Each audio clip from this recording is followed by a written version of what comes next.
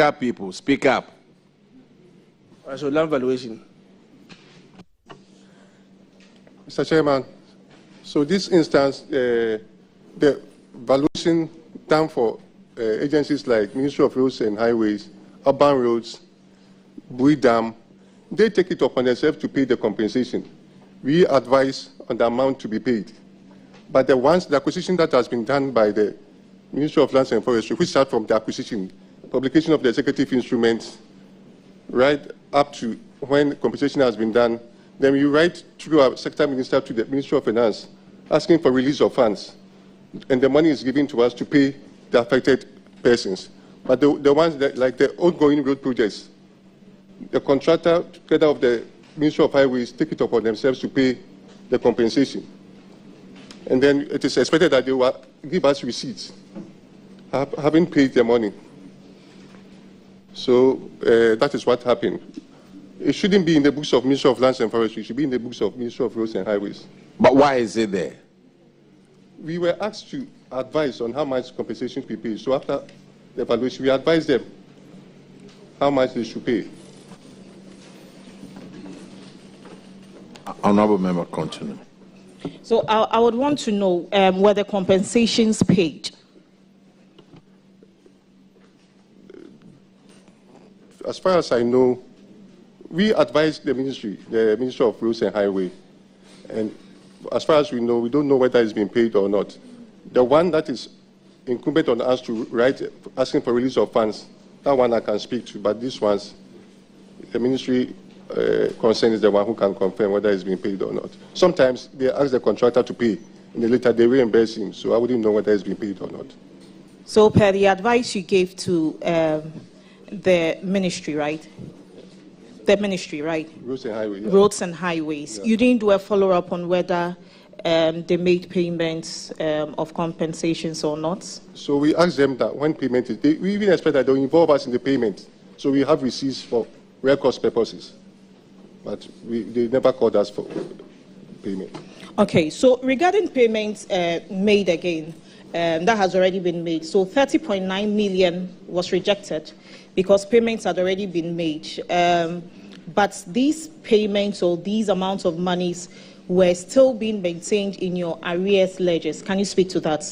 Thank you.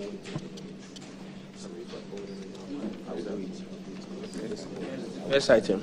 The 30.9 million compensation claims already paid. Yes, like I was saying, this was work projects undertaken by highways and highways.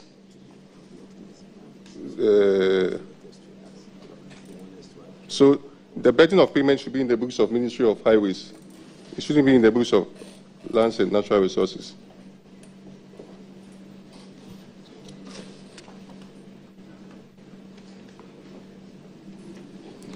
Madam Chair, am I clear? Can the auditors confirm this for us, please?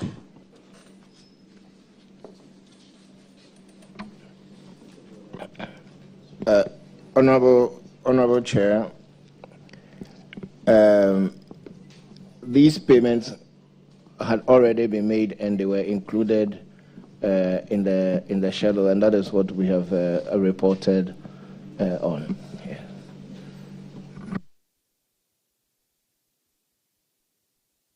No, so Chairman, if I may come in, for these particular ones, my understanding is that the ministry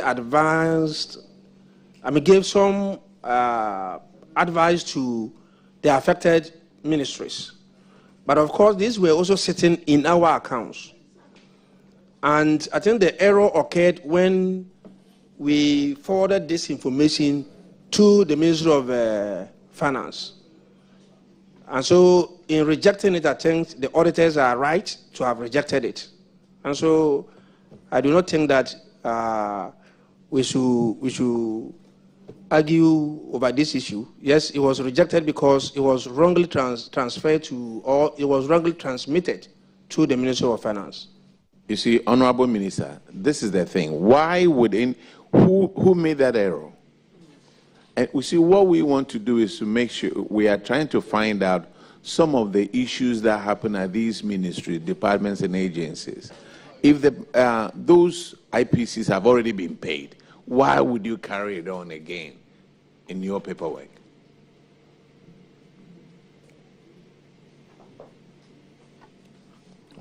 Honorable, one thing that I would say is that when the Lands Commission is written to do valuation for agencies to acquire land or to make payments, we advise the agencies that when payments are made, advice slips should be given back to the commission so that we keep it in our books.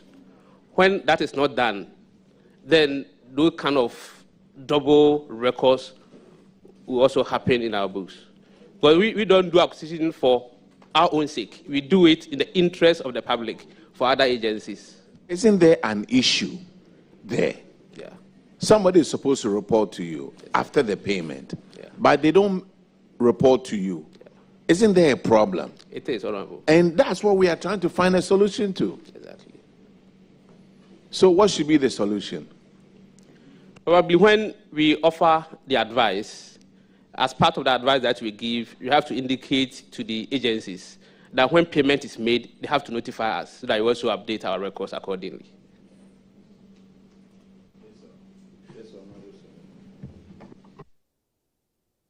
Okay, thank you, Mr. Chairman. Mr. Chairman, I just want some clarification from the Land Valuation Board, the CEO. Executive Secretary. The Executive Secretary. Is your responsibility to do valuation or to pay compensation? Because per the explanation, you do the valuation and the Road Ministry pays the compensation. So if yours is to do valuation and the other agency you say should have this in their books does the compensation, how come claims were prepared for the Finance Ministry to honor? Thank you very much, Honorable. Per the Lands Act 1036, before the Lands Commission conduct or do any valuation for any agency, the agency should be able to deposit money in an escrow account to indicate that after the compensation has been done or the land has been acquired, money is available to pay. So in that case, the Lands Commission will have to get access to the money and then pay the money to the affected claimant. And there are so many instances that the Lands Commission do the payment. But there are some also other agencies, other instances where agencies prefer to do the payment themselves. So in that case, when they do the payment, we expect that they will give us receipt for us to update our records, as I mentioned earlier. But there are a lot of instances we go ahead, get the money, do the compensation, and also do the payment for them. What is the law? It's not about what other agencies prefer. What is the law and how do you enforce it? Per the Act 1036, we are supposed to do the valuation and supposed to get the money and then do the compensation payment also. That's what the law says. Okay, so with the specific origin of 165 million plus, that's the liability of another MDA. Why was the ministry attempting to validate debt that belonged to another entity?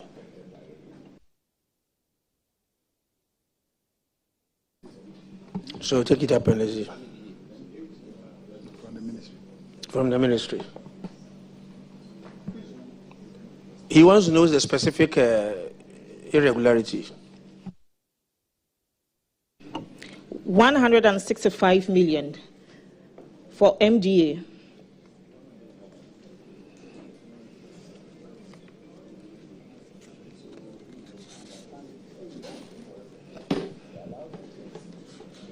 Liabilities of another MDA. Number 3, yes. It's a lands.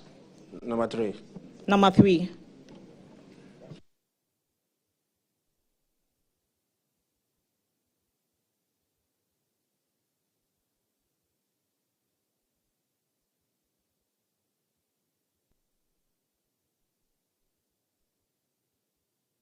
I think it's a sound of... Yeah. They are all part of the initial issues, actually.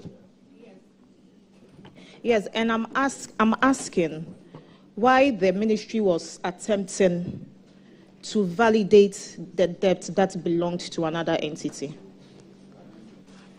Though that payment have already been made, So probably they will have to write back to either the agency or to Ministry of Finance for payment to be made. Maybe that's why that occurred. Is there any reason why the ministry shouldn't know that payment has been made or not? That's why I mentioned earlier on that the agencies don't send receipt back to us for us to update our records. Sir, what is the law? What is the law? But the law says that, per the Act 1036, as I mentioned earlier on, the commission is responsible for acquiring lands for government agency. Yes. The commission is supposed to do valuation. Yes. The commission is supposed to get the money and do compensation payment. Why is someone else paying compensation, not through you? That's another issue, Honorable. No, that's not another issue. Because at first, if I may say that, there are now so many judgment debts on the Lands Commission. And the reason is that prior to the Act 1036, the Lands Commission were doing such acquisitions with that money in escrow account, expecting that the agencies would do payment or bring us money to pay. And now almost all our accounts are garnished. So the Act 1036 is saying that before we even go ahead and do acquisition and do assessment for payment, the agency is supposed to deposit money into an escrow account so that when the acquisition is done, then the commission will get the money to do the compensation payment. Are you enforcing it? Yeah, for now, we don't do acquisitions again if you don't, the money is in the escrow account. Before 2024, were you enforcing it? Were you there? I wasn't there, so you weren't there. We didn't know. Yes, sir. No, who were those people who were there? Hey, conveniently, they've all been transferred. Mr. Chairman. Yes, sir. So these are projects undertaken by Roads and Highway. Yes. If you look, the first one is the Eastern Corridor Road, Lot 1, upgrading of Ashama roundabout to Akosombo Junction. Design and build contract. So this was not formally, it didn't come the way we usually do our work. When EI is published, and then we carry out valuation, we ask for a release of funds to pay the claimants. It is a highway authority. I think they awarded a contract to somebody, so most of these ones were paid by the contractors, and then later they will inform us of the payment with receipts. But all these ones, we haven't received any receipt yet to confirm any payment. The construction of Tema Aflawo Road project is another example. But, go ahead. Sir, if you haven't bothered to check whether payments have been done, how then do you lay a claim to it in your books and send to the auditors as part of your arrears or commitments? Mr. Chairman, we were asked to submit work that we've done. Please. You were asked to submit. You are not sure whether payments have been done or not. You also did not go to find out from the various ministries, departments, and agencies. You were asked to submit. Respectfully, you cannot put the blame on this. You were asked to submit, so you just submitted anything. No, you need to submit things that you can own up to, things that you can speak to, things that you have documentation over. So that tomorrow, if you are asked to submit, you just submit anything that anybody else or anybody at all will bring to you for submission, without cross-checking, without referencing. Mr. Chairman, I'm guided. Thank you. I strongly believe that this is a willful neglect of your work. I strongly believe that this is a willful neglect of your work. Because when you go to the PFM Act, 2016 Act 291, it states how, 921, sorry, it states how you, not you in per se, persona, willfully neglects your work. And it states the functions that as a person or as a persona, you need to do to make sure that due diligence is being adhered to. When you go down, it says ignorance is not a rule. When you go to the PFM section 96 clause 1 subsection A, it specifically states that when you ignore or you use the excuse you don't know, it is not a good reason for you to say that you don't know. The acts or the laws must work in accordance with what is written. So if you sit here to say that you didn't cross-check, they were supposed to report to you, and because they refused to report, you sit down and think that magically or strangely, it should appear somewhere. I'm sorry to say that it doesn't sit well with us. Chairman, far from defending anybody, the issue is this. There is an agency under the ministry. In 2024, they were asked to submit all their arrears and their claims and what have you to the ministry, which they did. And in their estimation, compensations that are supposed to be paid through them will sit in their books. So they forwarded everything to the ministry, which the ministry forwarded to the Ministry of Finance, only to realize that some agencies, instead of passing the payments through them, have gone ahead to also raise a claim or to even pay using private contractors, so that later on they could be reimbursed. And that is where the problem is coming from. And so for me, the most critical issue here is, how do we get this resolved going into the future? If it is the Ministry of Lands that is supposed to pay compensations as per the law, then all payments are channeled through the Ministry of Lands, and for that matter, the Lands Commission to pay. So that the very reason for which Act 1036 was put in place would become a reality. And that is why there's a need for an escrow account to be opened for such compensations to be paid into, and then the Lands Commission will go ahead to pay. Instead of highways paying, road fund paying, and all of that, when indeed the right person to pay, the right agency to pay is the Ministry of Lands and Natural Resources. That is where the error is coming from. And again... But Minister, I understand you, where the error is coming from. And it's coming from your agency. They are the ones to insist that the payment be made through them.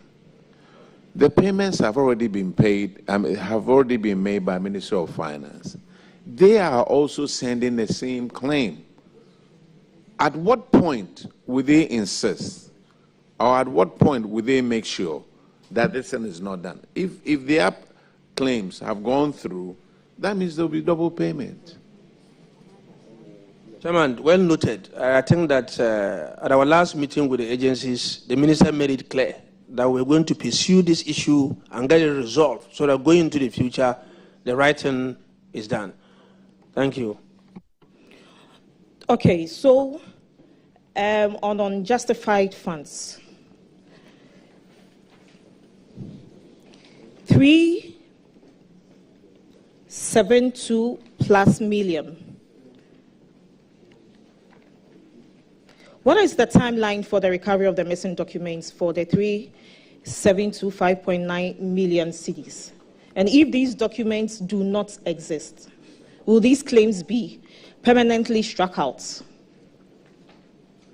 Please, can you make reference to the particular page so that we are with you? So page 117, the first box there, the total of 372,922,32 plus cedis. That's the first box. The total amount, the extreme last end, 372 million plus. Yes, so that's okay. I mean, initially it was mentioned as 3 million. So it's 372,932,24 Ghana cedi. Exactly so. Okay. So I'm asking, that was the timeline for the recovery of these missing documents, and if the documents do exist, will the claims be permanently struck out, and will the relevant contractors also be blacklisted? Thank you.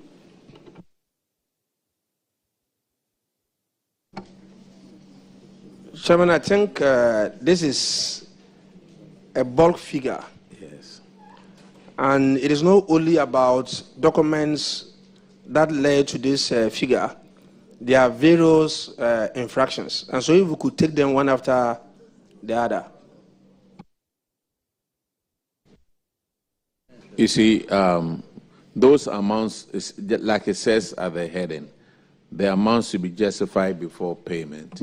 So whatever claims that you have sent, you need to justify it. Auditors, do you have something to add to this? Nothing to add. They need to provide the justification so we can validate. So when you bring the justification, then they will validate it and there may be some payments made.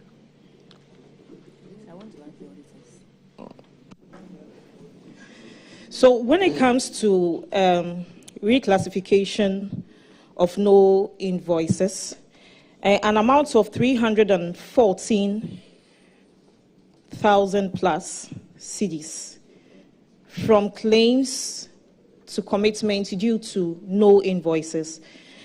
From claims to no invoices, it was referred that the issue being the system of GIBMIS, the usage to prevent uninvoiced claims from being processed. Can you speak to this, please?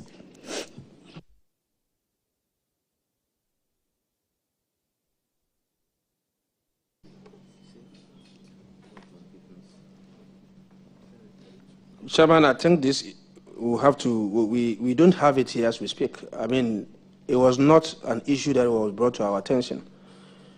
And so that's what I'm saying. The whole bulk figure, if we can pick the issues one after the other. Honorable Minister, these amounts, during the exit interview, I think they went through with your ministry. Did any of your guys attend the exit conference that they did at Ministry of Finance? Was anybody there? Mr. Nichuga, were you part of the exit conference? You were there, but this issue wasn't brought up. Oh, but here is a report. Very detailed report. There are two of them. They called your ministry. You were there, and these numbers were there. That's what I'm insisting that. And in fact, this report, this is the first time we are seeing this report. We have to download it on the website when we were invited. Okay. Let me ask you something. Did you go to Ministry of... stay right there. Did you go to Ministry of Finance to talk to the auditors? Yeah, we went, but when we went, we disagreed with some of their issues. So they said we should go back to our offices. They will let the auditors come back so that they do some re-verification. We've been joined by our Chief Whip of Parliament, Honorable Defemapo, and he's going to ask some questions. Please get him a seat by the table so that the cameras can catch him. Have you taken the oath yet? You've taken the oath. Okay, sit down. Mr. Chairman, thank you very much.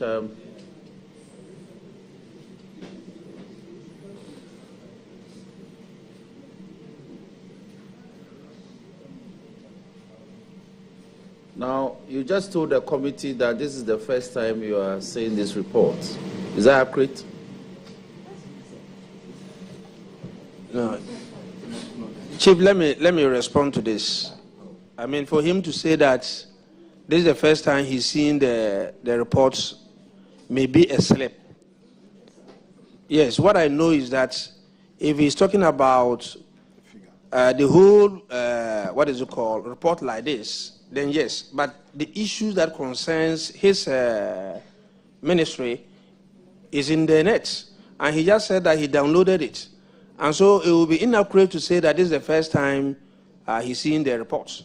Minister, I would wish he would speak himself so that he can take the sweat and not you.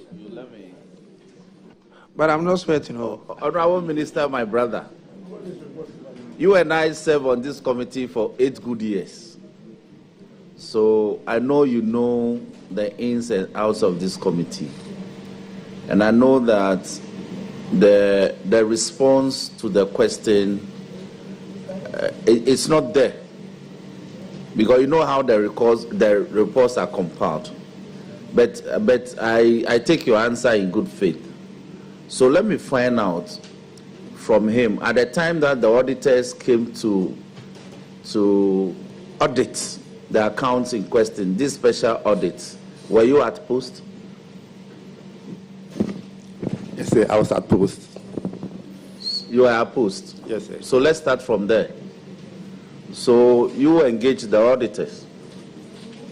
When they raised the queries, you answered the queries at the time of the audit? No. So what I was assigned to coordinate the audit process. So anytime they need information, I will liaise with the appropriate agency to provide the information. So why are you speaking to the issues? You should have told the committee that you were incapable of speaking to the issues. No, hold on.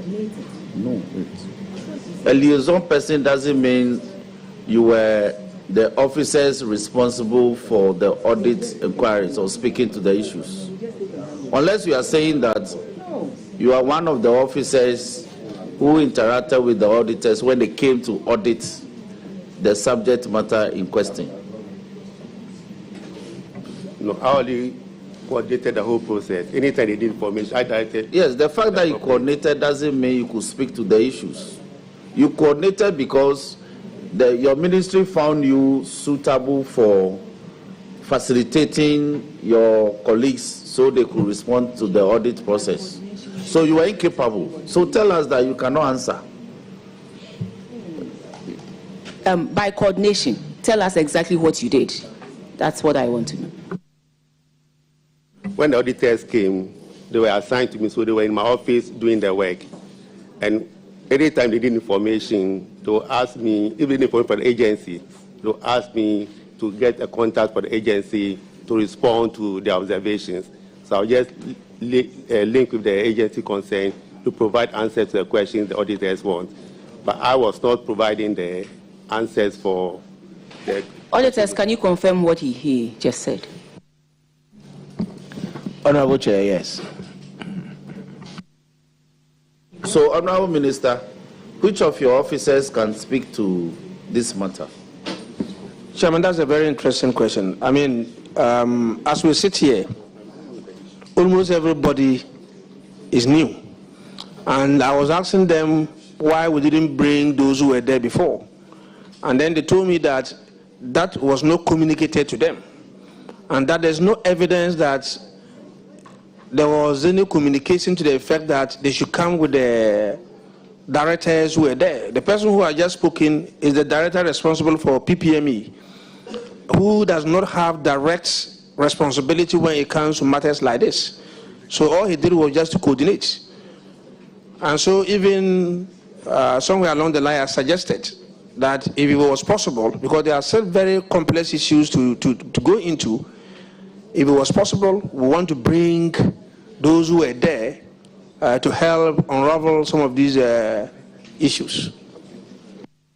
That's okay.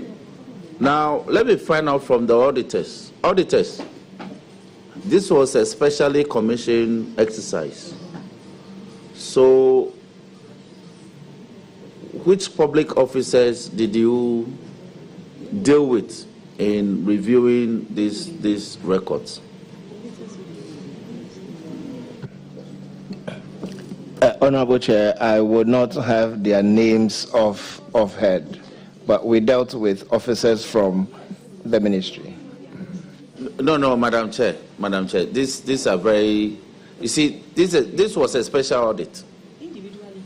This was a special audit, so you should be able to tell me that you dealt with the chief director, but the chief director, at the time that you were dealing with him, made it clear that he had taken position at that ministry maybe a month or two prior to your coming.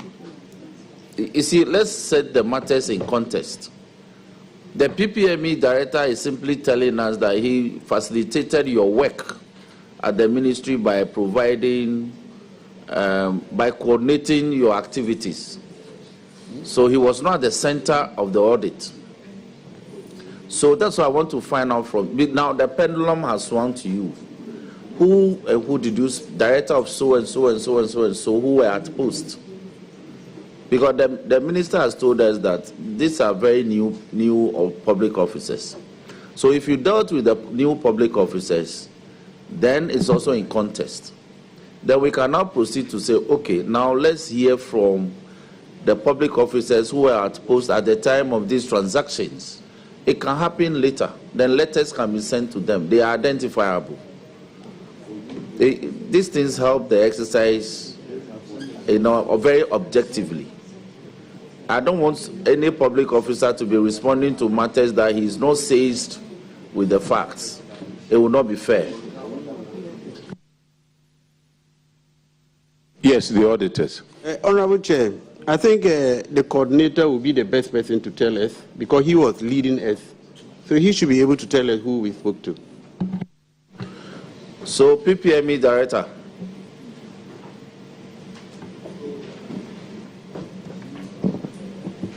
Then please, can you repeat the question because I didn't get the... Okay, the auditors are saying that you facilitated their work. You provided the officers who were interviewed or who responded to the queries. So can you speak to this committee who you facilitated and brought before the auditors for the purpose of this exercise? And if necessary, we can invite them ipso facto this hearing. So as I'm saying, the specific agency here was not mentioned, so it would be difficult for me to say who. Director PPME. Yes, I coordinated it for all the agencies. Director PPME, So, please, it should be worthy of your portfolio. You told this committee that you coordinated, which was a good rule. And don't embarrass your minister. So tell us which of your directors you facilitated to answer the audit queries. If you don't have, you see, listen.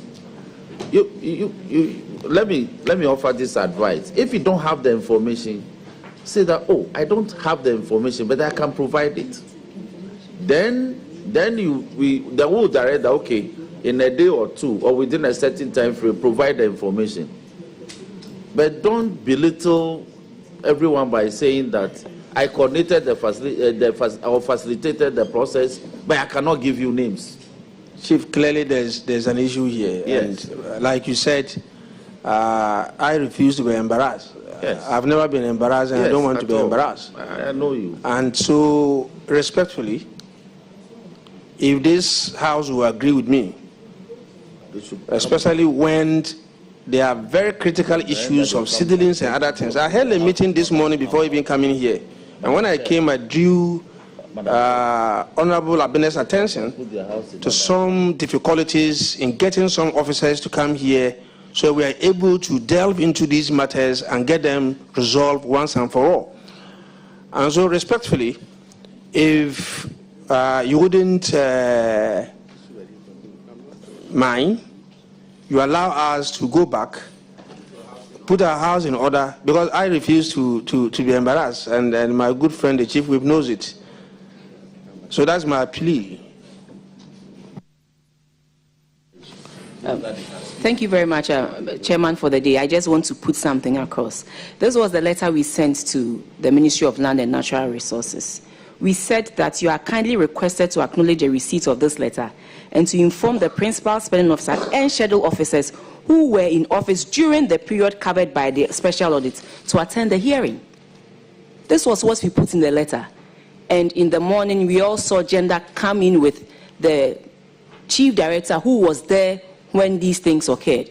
So, Lands and Forestry, we told you, we put it in the letter, that please bring along principal spending officers. That withstanding, we yield to what the majority chief whip have said. But please, we also have our schedules. Like I told you, from here, Monday, next week, Tuesday, we are off to Tamale to look at other equally important reports of the Public Accounts Committee. So please come prepared. Let's finish what we have to finish and then continue with other reports that have been given to us. This was exactly what we wrote in the letter, that come prepared with the officers who were there at that time. Chair, I'm very grateful. Okay, so we will jump and move to page 118. It's quite a mouthful. Bear with us. Page 118. We should close. Yes. That's not yours. No. I thought our request was fully admitted. Or it's partial? Yeah, partial. No. Huh? Partial. Partial. Yes, we just want to let you know that there are other. Okay, so let's go ahead. Okay. No, so that he comes prepared next time. That is why we want to go through. If they are not here, and then you come back well prepared next time. That's all. We'll let them go. Yes.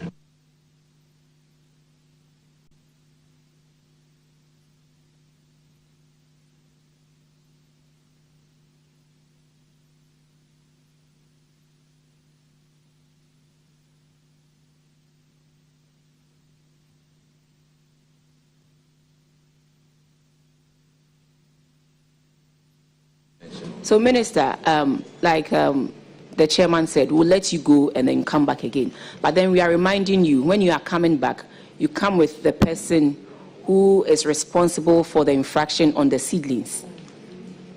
That's also important. We just want to put it across so that you come well prepared on that one as well. Chairman, another request we have to do with, by this letter, can we extend it to bring private companies or individuals who are part will of help you address the infractions you have been cited for in the special audit reports? We'll be happy to have the person because we all want to find solutions to this and then move forward. Thank you. So we'll bring the private people involved so that we can resolve it. All right. Thank you.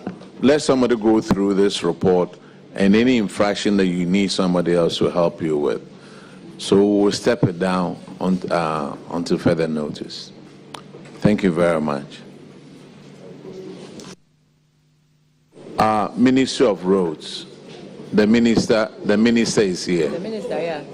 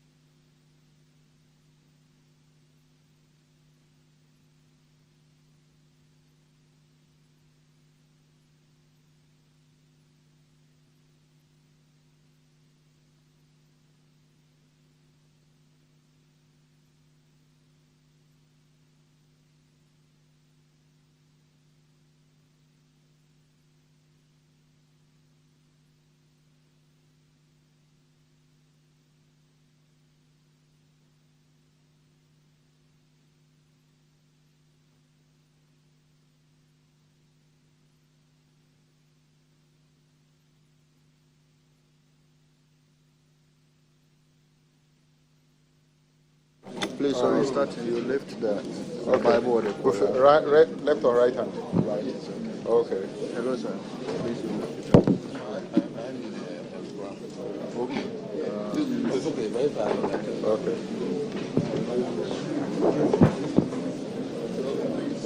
You should go ahead. Okay, so please start. Hi. Hi, Kwame Abuja. In the name of Do in the name of the Almighty God swear. That the evidence I give before this committee.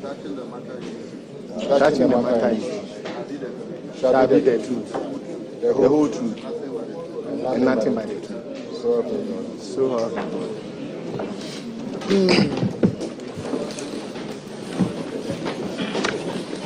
God. Honorable Minister, could you and your delegation introduce yourselves?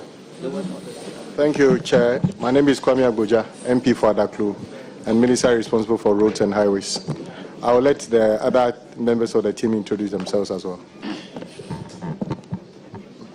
Thank you, Chair. My name is Al-Hassan Esuhini, Member of Parliament for Tamale North and Deputy Minister, Roads and Highways. Thank you, Chair. My name is Samuel Kosi Akwaku, Chief Director, Minister of Roads and Highways. I am Lawrence Lamte. I am the Deputy Chief Executive for Maintenance, Ghana Highway Authority. I'm Engineer Kwesi Asamoah, Head of Planning, Department of Federal Roads. Yeah, thank you, Chair. I'm Malam Isa Isahak, Acting Chief Executive, Ghana Highway Authority. Thank you, Mr. Chairman. I'm James Samu Godfrey, Director, Department of Urban Roads. Emmanuel Mamara, Director of Finance, Ministry of Roads and Highways. All right, Honorable Minister, your infraction starts from page 33, and Honorable Duke William Allen Kwame Amwakwata Ufuriata will handle this.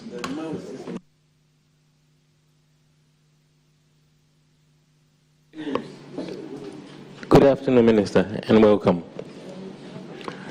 Minister, please, the issue on page 33 deals with validation of arrears, payables, and commitments.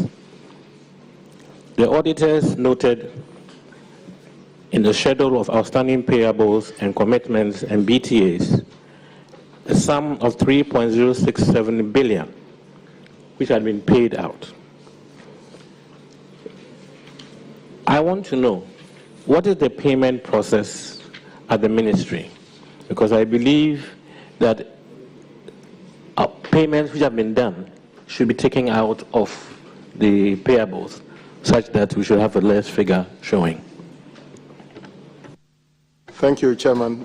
So I'll let the person responsible, Director of Finance, take that particular one. Thank you, Mr. Chair. Thank you, Honorable Minister. In answering this question, I have wished that the Ministry of Finance were here because we were asked to present a list of arrears in the ministry and in our books, which we submitted to the Ministry of Finance. Thereafter, we were told that they needed to be validated by external auditors. We gave them audience. It was then that we realized that the Ministry of Finance were paying contractors on our behalf without our knowledge.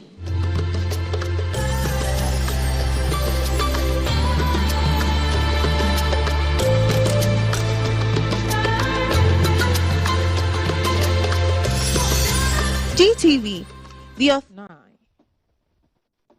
10, 11, 12, 13, 14, 15, 16, 17, 18, 19, 20, 21, 22, 23, 24, 25, 26, 27, 28, 29, 30, 31, 32, 33, 34, 35, 36, 37, 38, 39, 40, 41, 42, 43, 44, 45, 46, 47, 48, 49, 50, 51, 52, 53, 54, 55, 56, 57, 58, 59, 60, 61, 62, 63, 64, 65, 66, 67, 68, 69, 70, 71, 72, 73, 74, 75, 76, 77, 78, 79, 80, 81, 82, 83, 84, 85, 86, 87, 88, 89, out for 1, 90, 80, Samuel predicted 59, Hughes single 1, Meshach 52, Kwashi 44, Prince 52, Merrimanson 79, and Afati 38. It was for Merrimanson. First lucky finger for Owl for 1.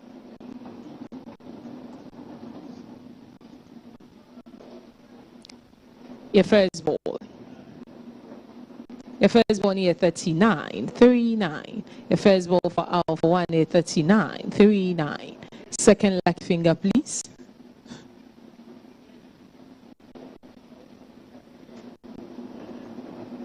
Yes, second ball is 67, 67. Second ball for Alpha 1 is 67, 67. Third person.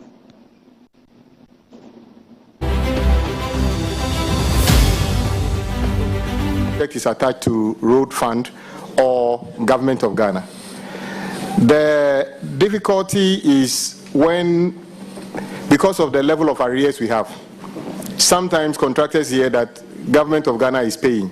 Meanwhile, the project source of fund is road fund. Then they find a way of getting that certificate to GOG to be paid. At that stage, it's not an intention to cheat or anything at that stage, just to get their monies paid because they've invested money and they've been sitting there for 4 years and not been paid. Unfortunately, because that process is not properly documented, that certificate probably lies still in the records of road fund. So one day when road fund gets money are paying, actually that certificate can be paid again.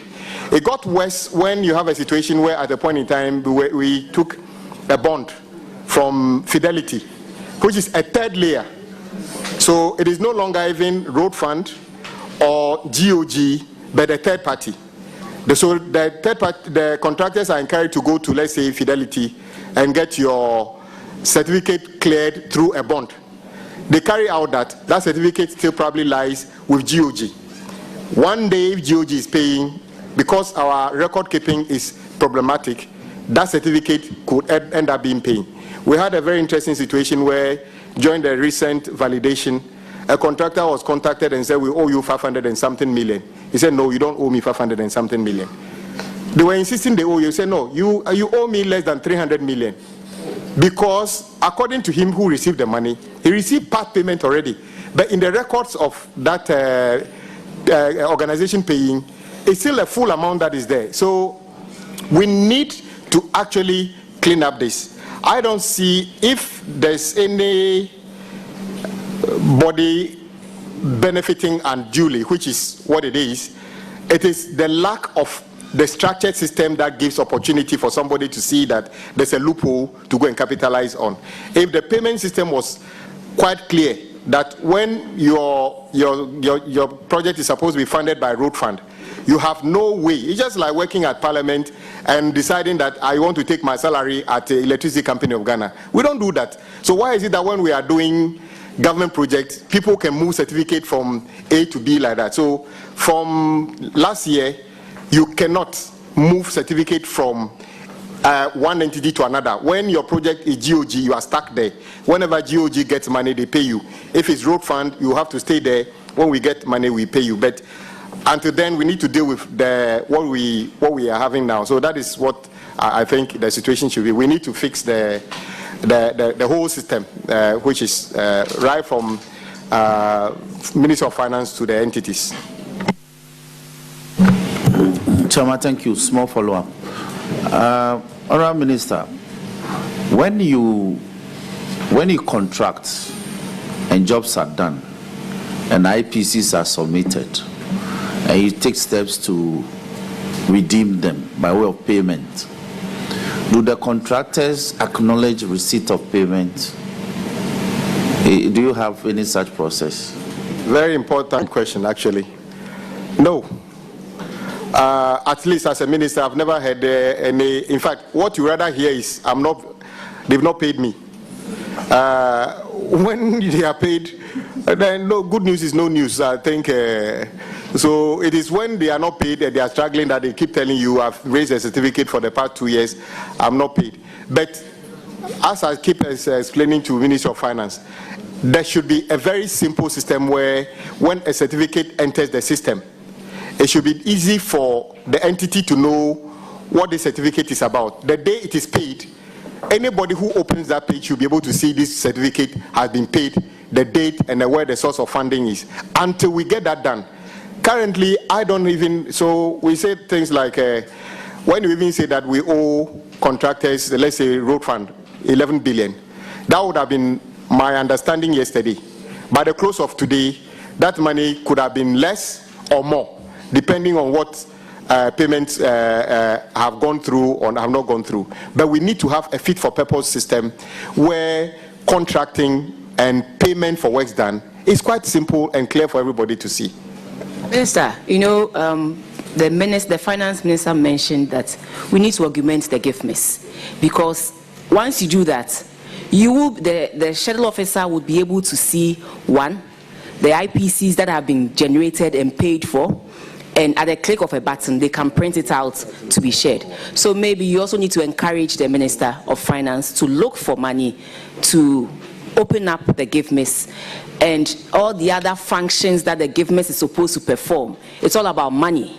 So find money to invest in the gift miss so that all these functions can be activated. Once they're activated, it will make things quite easier for all of us. But I also want to encourage the ministries, departments, and agencies to, on their own, have some form of reconciliation. Even if it's a manual reconciliation, you have your manual and then you can have what is on the system, so that you can cross-check. So on our own, we do our manual, but then the most important thing is augmenting the gift miss and enabling the gift miss to have all the functions that it ought to have. I know it's all about money, and I'll encourage that you urge the minister to find some money somewhere to open up the gift miss so that it will be easier for you, especially when I look at the quantum of liabilities that was sent by the road ministry, and the fact that you still have a huge sum that you need to supply the auditors with documentation to enable them validate as to whether they are rejecting or they are accepting it. So it's a big deal, especially for Ministry of Roads. So I ask that you impress upon the minister to find some money to let the functions work on gift miss, and things will be easier for most of the ministries, departments, and agencies. Chair, you are very right. In fact, I think we were one of the first people who went to Ministry of Finance and suggested that we needed to get assistance from the state to be able to do this. We are largely an engineering organization. We build roads and maintain roads. We are not accountants. So when you create a situation where we now need to be tracking payments, deducting taxes and other things, our engineers are not trained to do those kind of things. So there should be I mean, it should be done, I mean, somebody called foolproof. So if you put in a certificate of 10 cedis, whatever taxes are supposed to be deducted on that should not be the responsibility of any engineer or QS at the agencies. It should just be done automatically. But I am aware that the discussions about updating the existing Give Me system is ongoing and is supposed to be government-led, not entities-led, so that everybody will fall in line. And I agree with you. It is needed extremely. I mean, right now we need to fix that now. Chairman, before Duke takes over, Honourable Minister, when you were a leader here, you placed me on this committee, and the work we do is to lead to reforms. So I want to suggest that going forward, put up a system where every contractor that you contract to undertake any form of work for you, when they get paid, you could just assign one officer. They should acknowledge receipt of payment and build that database. You know, it will help to reduce some of the problems that we face, and I think that it will help everybody. Other ministries should also learn from this. So, Duke, if you may. The auditors, please. Did you get any assistance from the internal audit unit at the ministry to arrive at this number, and then also to make the recommendations for the ministry going forward?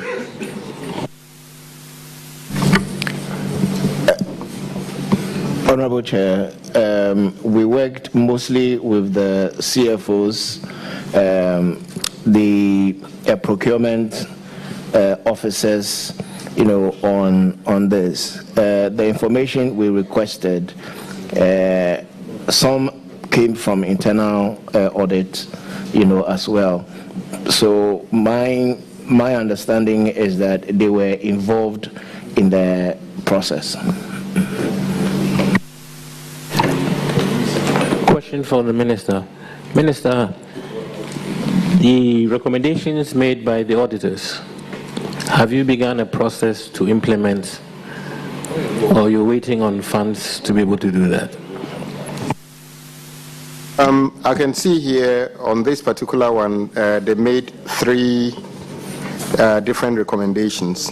We are in a process of, some of them are things that we have started putting structures in place within the organizations.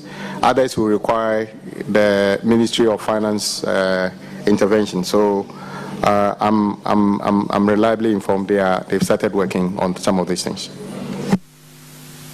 Thank you, Mr. Minister. Thank you. All right. The next is Honorable Cletus, page 34. Thank you so much, Chairman. Page 34.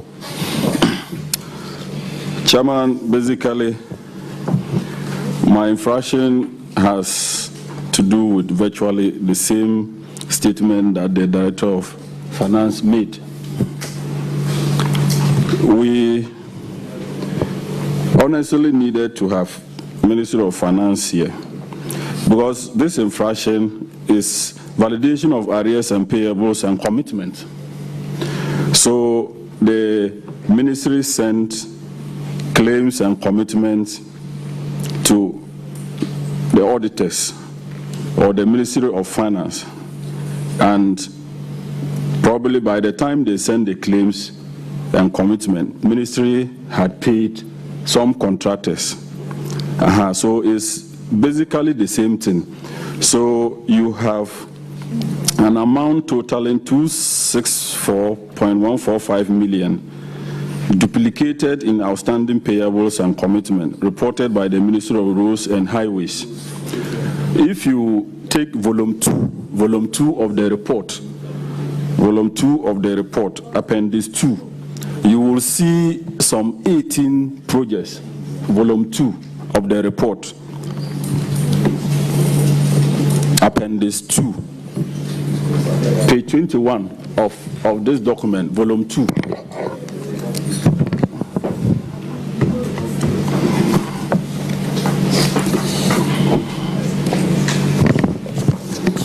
So if you are there, Director of Finance, are you there? Minister, are we together? Okay, so volume 2, page 21, you see 18 projects. And when you come to the comment section, you see company 1, you see amount is duplicated in claims and commitment. Amount is duplicated in claims and commitment, and they mention the amount. Project 2, amount is duplicated in claims and commitment. Then you come to some of them, amount duplicated in BTAs, bank transfers advice. So Chairman, we need some serious reconciliation if we honestly want to proceed to do this job well. I agree with you, Honorable Member. Yes. And this is where Ministry of Finance should be here. Yes. You see, when it comes to roads, yes, sometimes most of these contractors would go to a higher authority somewhere, and that person will call Ministry of Finance, pay that road contractor. And when the finance cannot say no, so when they pay, by the time they send the claims over there, that person has already been paid. Isn't that the truth? Hey. You see, Chairman, to add to this, you see, when you say amount is duplicated in claims and commitment, it's not paid. It's not paid. You understand? It's something that is in the system that could be paid, but it's not paid.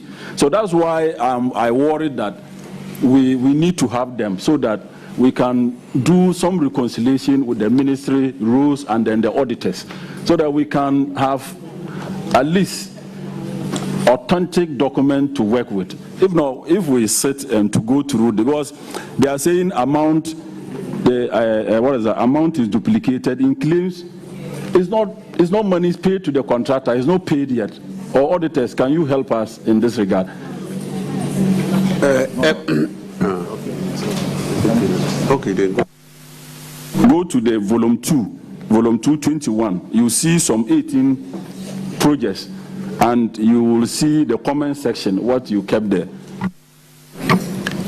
Honorable Chair, as the finding clearly stated, these were duplicated. So they have, on the schedule of outstandings, payables, they have been duplicated. So you see on the outstandings twice. So the details we've provided here, the amount duplicated in claims and commitments, what it means is that that amount is in commitments, at the same time it is in claims. So it's a duplicate. Those that are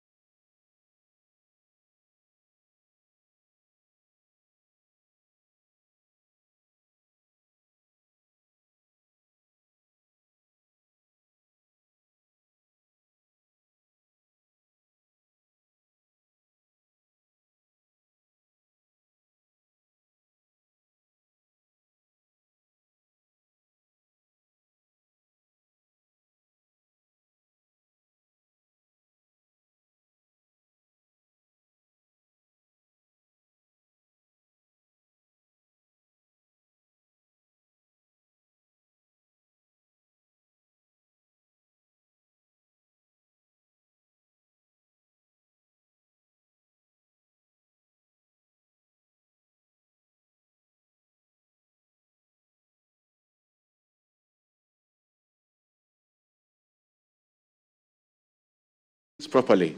And I think that, respectfully, Mr. Chairman understands the system very well. That some things, payment can be done at the Ministry of Finance without recourse risk. And it's rampant. We used to see it every day. And we just hope that it doesn't continue. But if we are doing things through the government system, we should not have any problem at all. For the system is watertight. And you cannot pay an IPC twice. There's no way in the government system that you can pay an invoice twice. It's not possible. I say it categorically. It's not possible. Chairman, I will end my questions here, except to emphasize that the chair lady and yourself, good self, should expedite action by letting finance do the reconciliation properly, proper reconciliation with the auditors. Then we can interrogate the issues better. Thank you. The one.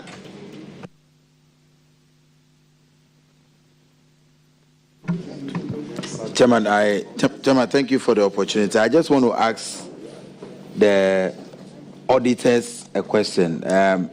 In their explanation, it's obvious that it's the audit process that helped us to uncover some of these issues. And as the minister said, where he gave the instance of a particular contractor being called, and he said he is owed less than 300 million. I want to ask the auditors, but for the audit, could the system have allowed for the payment of that 500 million if the contractor was not called?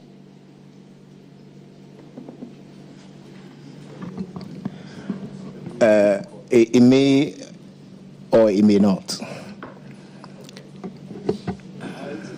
Maybe the minister can help. You see, there shouldn't be any need for reconciliation if the system works very well. Assuming you award a project for 10 cities. A regional director of highways in OT is looking after the project. They raise a certificate of 2 cities. Automatically, by the time he finishes that process, that amount that should be seen as commitment yet to be honored should automatically be 8 cities. The auditors, when they go to the system, as he said that it was supposed to remove human interface, should see automatically that the contract was 10 cities. We have raised a certificate of 2 cities, whether paid or not, should be there. The day it is paid, there should be something in the system that says that it is paid. The process where we are now going back to ask people, including that contractor, were you paid? How on earth were we thinking that we can actually solve this problem? Okay, that one contractor said, I was already paid. Imagine everybody else who said, no, I was not paid. So technology exists for us to basically clean up this. And you see, the auditors, what they were even doing was just looking at the face value of the certificate. They are not engineers. So in actual fact, they are validating what is on the face of that. So the real auditors of roadworks has to come back to the agencies under the ministry, because they are the only ones who can tell when the person says, the contractor is being paid for sealing a road or patching a pothole. They are the only ones who can tell whether that activity has already taken place or not. So let's put in place a system which doesn't need me or anybody else to validate whether this thing has been done or not. That is the only way out. From now, in fact, the last payment we did, I took all the directors, or some of the directors, to Ministry of Finance to ask. The Ministry of Finance was also there. But that is just a meeting. We don't even need to do that. That should have been an automatic system that when contractor A has been paid for doing X as part of his scope, that should be automatic for everybody to see, including the auditors. So the bottom line here is for us to build a fit for purpose. The existing gift mix have served a purpose. Indeed, it has improved. But things have moved on so much that we need a higher level of interface with that. You talk about this. What about the fact that some of the projects you are talking about here to be paid, there was no commitment authorization even for it. i.e., the Ministry of Finance wasn't even aware that we at the Ministry of Road were committing the state to that level of expenditure. And it's all over the place. Yet the Ministry of Finance get a certificate, and sometimes a powerful contractor can go to, as His Excellency Mill said, with one front page of a certificate that this is how much they owe me. And in his word, somebody can make a phone call and say, pay this contractor. Auditors are not aware. Agencies under the ministry are not aware. Somehow, that person gets paid. Only one day for us to carry out this exercise, for somebody to know that that certificate has already been paid. Minister, this is a structural problem. And that is why we also have professionals aside engineers. We have other professionals in the road ministry that are supposed to do their work. Aside the engineers, they are professionals, they are accountants, they are procurement officers. They are all the chain of professionals who are there. These certificates that you are talking about, the one-pager, certainly it comes from somebody from Roads and Highways, because they won't come and show something to a minister that is not from Roads and Highways. So aside us looking for better systems, improved systems, we, the human beings also, we need to check ourselves, change our attitude. Sometimes they tell you, but is this for your father or your mother? They do things anyhow. We all know it. And it's very, very easy to push it on the politicians. But then you have professionals in the ministry that are also supposed to discharge their mandate. So, Minister, in as much as we want to look for systems, we the human beings, we the citizens of this country, we should take, matters into our own hands. Wherever you are placed, it can't be quack, quack, quack. It can't be quick, quick, quick, quick. Let's make money. Minister, are you aware that in certain places, some officers, when they are taking off their schedule, they'll go heaven and earth to make sure they are placed back in that schedule? You ask yourself, why? Because where they? So, Minister, in as much as we want to do this, we also have to preach attitudinal change. The way we do our things, our responsibility to our nation. It is not just the politicians, it is all of us. It is all of us. This is a charge we have to keep as citizens if we want to make things better. Because I look at some of the things coming from the road ministry. They are human beings who do that. They are officers, professionals, for God's sake, professionals who compile these things, who know very well that the contractor there has not done the road to a standardized size. But then, what I will get from it, the cut I will be given if I'm able to prepare this IPC and send to, not even to Ministry of Finance, to the next stage.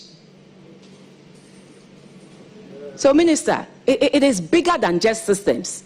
We have to also start talking about attitudinal change, and that is why we engage ourselves here, because this is how we can help bring that awareness to all of us. We are all culprits. Chair, I think you are very right. The purpose of this is to make sure we improve the systems, and you stopped at both just the contractor, the politicians and the other people. On many occasions, we've had situations where a road project has been done and it has failed within a very short period of time. There was even a third-party consultant paid fees 6%, 10%, but who certified that this project was done according to the scope and let pay. Guess what? I've never heard anybody ask, why is that consultant not in the dock? Because the first recommendation for that certificate to be paid must have come from him before it gets to the regional director of highways or urban road. As for the minister, you are at the mercy of everybody. Because when I became a minister, they will tell you, what I get normally, a certificate is one page. Until I started asking, where is the contract? So today, when you are bringing me a certificate, you must bring me the entire contract, because I want to know what we are paying for. So, of course, but still, I'm not an engineer. So the point is, I agree with you, we should make the systems work. And engineers, of course, they're also human. Just the way that there can be a bad MP. Surely, I don't think the engineering field has got saints there. There could be, even judges can have a bad judge, isn't it? But that is why we use technology to take out the human interference in things as much as possible. I believe if the give me system is such that every commitment of state, every agency only appears first on that system. If it's not on the system, you cannot even raise a certificate about it.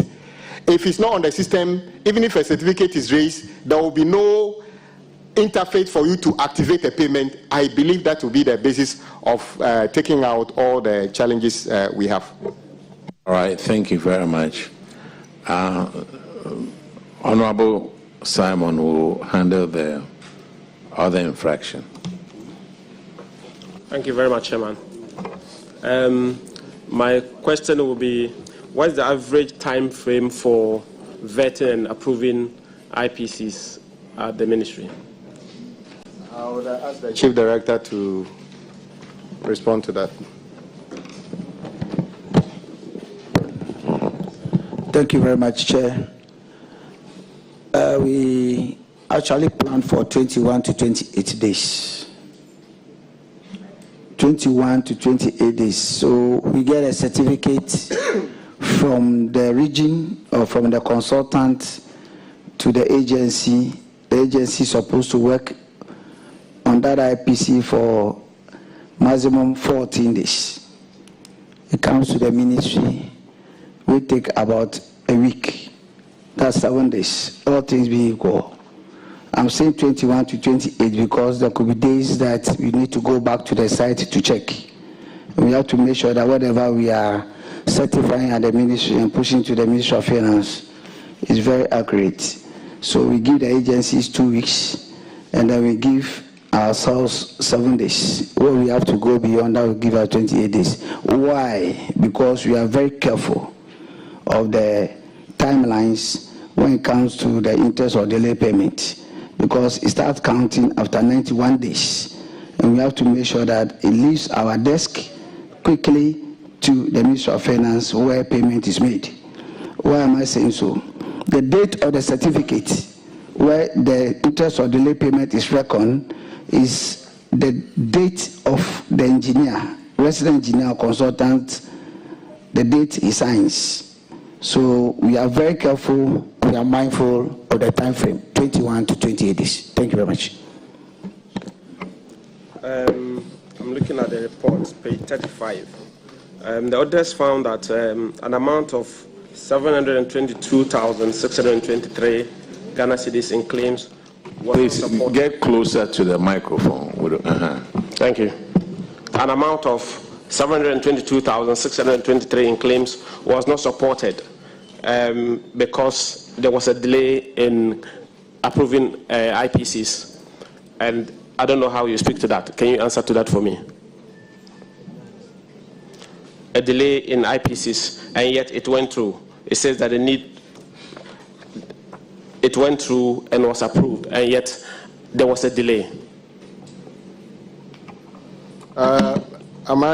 Chair, is this supposed to be an interest on delay payment certificate? Because the way it's written, it's interest on delay payment. Yeah, interest on delay payments. Okay, so this one is a national problem. Surely we overcommit as a ministry. When you take the 2025 budget, everybody knows, including members of parliament, knows what we have approved for the ministry. But I am sure almost everybody around the table who is an MP, whose road is not being fixed, is expecting that we will start tomorrow. But nobody ever asks, how will it be paid for if we send contractors to site? In fact, many of you even say that go to the site tomorrow. Well, from now you need 1 year for full competitive bidding for that. So it is a general problem. So contractors work and raise certificates, and unfortunately, they are not paid for years. And there are parts of the contract which says we pay them interest on delayed payment.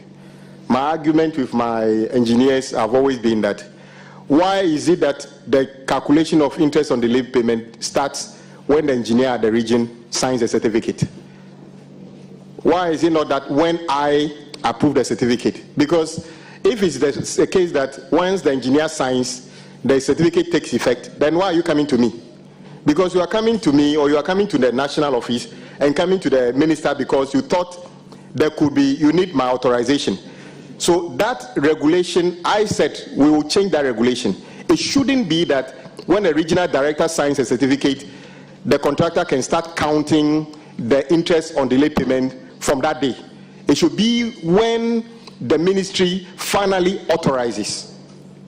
It's an anomaly in the system, because as the chief director already said, we're giving ourselves 21 days to complete.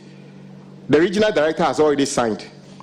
What if I am unable to sign within that period? The contractor can still start counting interest on delayed payment. So we need to take a look at that. The intention is not to make the contractor worse off, but we need equity, some balance. Of course, when contractors borrow money from the bank using their houses as collateral and go and use it to fix my road or your road, we are not expecting them to take a hit if there's delays in payment. But we need to have some level of understanding that doesn't make, in fact, until recently, until the tail end of the last administration, interest was even compounding.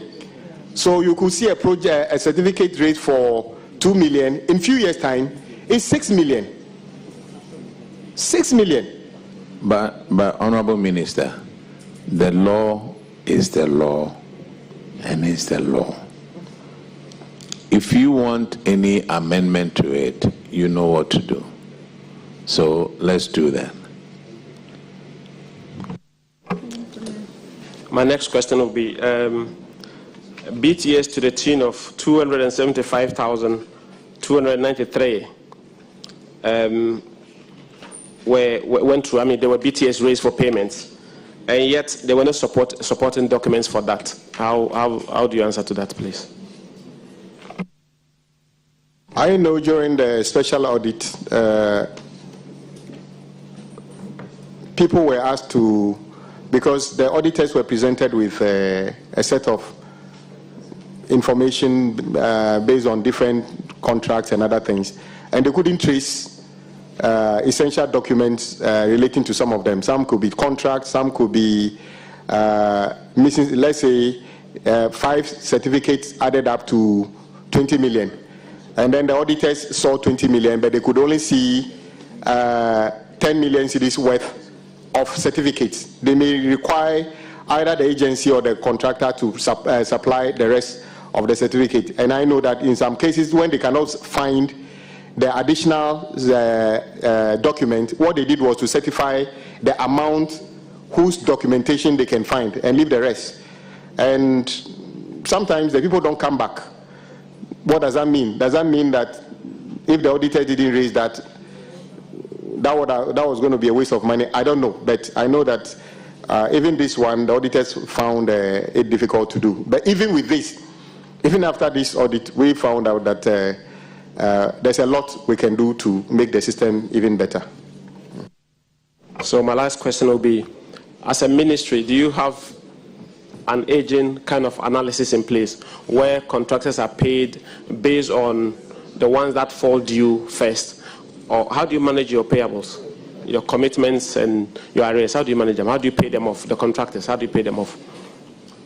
Ideally, it should be first in, first out. But let's say something. When we say GOG, the capex at the Ministry of Roads, the disbursement doesn't actually come from Ministry of Roads. It comes from Ministry of Finance. We just do the paperwork to tally with whatever is in our system.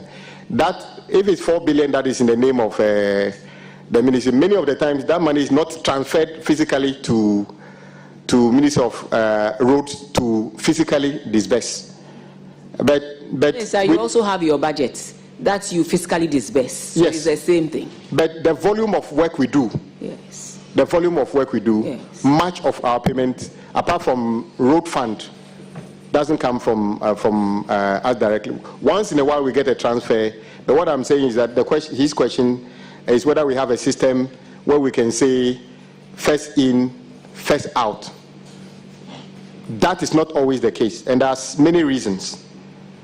There are situations where in an emergency, okay, let's say somebody went and did a pothole patching or regraveling, and then out of, 3 days ago it rained and a few roads have been washed off, few culverts broken, and you send somebody there to carry out an emergency work because that culvert is between where the teachers live and where the school is in that community.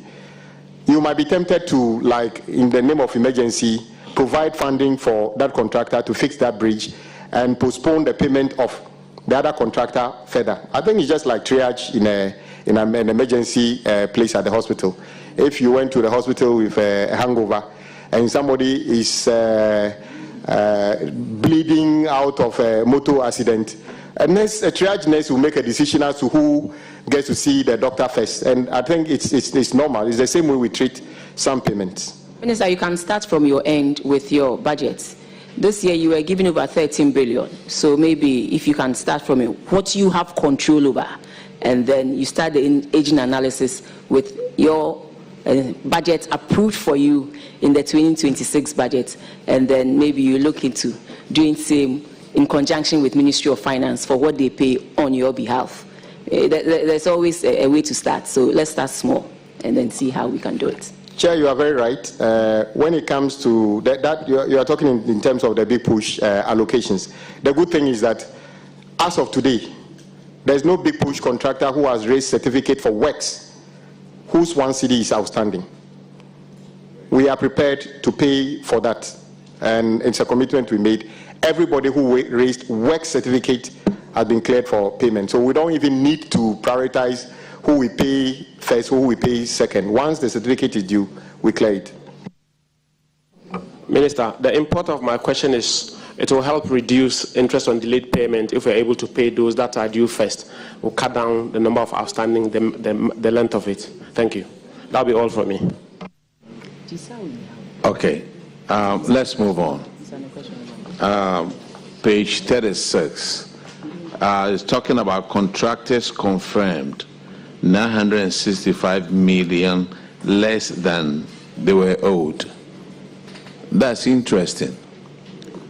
And the next one is payment vouchers for BTAs amounting to 26 million not found in gift mix.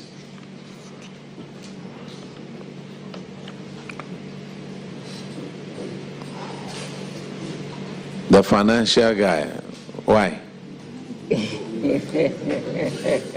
Oh, Chair, I think it has to do with the same issue where the payments are done at finance without recourse to us. It's the same issue. Otherwise, up to the tune of, payments are done out there up to the tune of 26 million. 26 million. Yes. Yes. Yes. So they paid that, and you didn't have that in the gift me system. 26 million, 965 million. It's 965. Yes, it's 965 million. Contractors confirmed that 965 million less than what they were owed. Similar to what the minister said. Yes, so it means that they receive these things without our knowledge. That is what I understand about that film. So how do we solve this problem?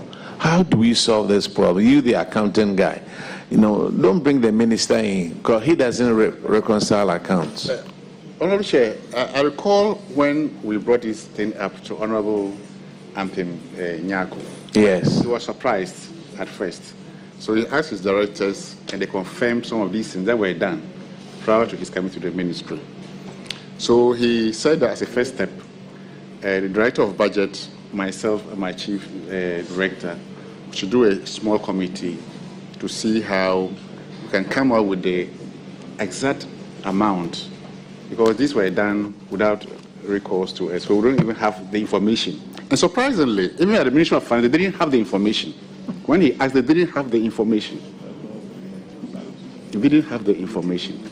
Unfortunately, the director, we met once and to... But controller will have the information. No. Controller made the payment. No. Some of them were done through Fidelity Bank. A lot, in fact. The billions were done through Fidelity. And bonds. Okay? So the Fidelity payments were done at Ministry of Finance, within Ministry of Finance and Fidelity. We wrote to Ministry of Finance severally, requesting for that information. They didn't give us. We took steps to go to Fidelity Bank to ask for it. And they told us that they didn't deal with us. So they didn't give it to us. Before the contractor went to Fidelity Bank, Ministry of Finance did not sign anything. Ministry of Finance does not go through the proper checks. Ministry of Finance just directed contractors to go there. Is that what you are saying? Honorable Chair, the Ministry of Finance told, it was a national policy that we are going to pay contractors below 2 million at Fidelity Bank. So they asked us to bring us a list. Certainly. So we sent them. You took a certain list to Ministry of Finance. Yes. This is one challenge I have. You know, when the MDAs take requests to Ministry of Finance, they no more want to own those requests. I have sent it to Ministry of Finance. You are not the only one. Several MDAs have come here to say the same thing. Oh, we sent it to Ministry of Finance, and when they finished paying or when they cleared the arrears, they never got back to us. But I'm thinking that if the MDA has sent something to Ministry of Finance, you owe it a duty to check whether it's been paid, on assuming Ministry of Finance never gets back to you. Don't you owe it a duty to update yourself as to whether Ministry of Finance has done the needful or not, because you sent it for a particular purpose? In this, on this particular one, we went there not once, not twice, several at the Ministry of Finance. Even took the additional step to go to Fidelity Bank. Just tell us who and who you have paid, so we'll update our records. They said no. They were dealing with the Ministry of Finance. And which surprisingly, we would have thought that even if they were paying the list that we sent to them, but this audit reveals that they paid contractors who were not below 2 million. For 35 million were paid without our knowledge. It was this audit that the contractors said that they had been paid. Were they part of the list you sent? No. They were not? No. They were not in your books? They were, of course, we owed them, but they were not part of the 2 what million, you sent? Below 2 million, no. But they were 35 million. So there's a big deal that Ministry of Finance and Ministry of Roads will have to come together and work on how payments are done. It's a big deal, and I know Minister is up to it and will support the Finance Minister to make it happen. Yes, Chair, I think you know about these things better than I do, that the only way to do this is to have a system that works. Indeed, the ministry wrote to the Chief Director at the time of Ministry of Finance requesting an update of what we have done. In fact, the Ministry of Finance was just trying to help retire some of the arrears we owe contractors, which we cannot pay from our budget. So it was a genuine attempt to help. But I think the process got, because some people went to the Fidelity Bank, they were paid part of the money, not all the money. The details does not even come back to the agency to say that now we've done part payment. So you can see clearly for what we have done so far, the few minutes, the potential of the waste of state resources simply because of bad record keeping. Sometimes not necessarily because somebody have decided to cheat, but even if the person started cheating, he just saw a loophole in the way we do things. Because if the system was watertight, there was no way the person was going to present the same certificate twice to be paid. So this must be, even if the government were to say... Recommendations over there, I'm sure you've read it. If not, Let me just read a couple of them. To avoid wrong reporting of outstanding arrears and commitment balances, the MDA should, 1, strengthen internal controls to monitor payments made by contractors and regularly share updated outstanding balances with the Chief Director, the Finance Director, and the Budget Officers and Head of Internal Audit. 2, obtain updates from the Controller and Accountant General's Department on payments made to the contractors and reconcile with them to ensure accuracy and of reported outstanding balances.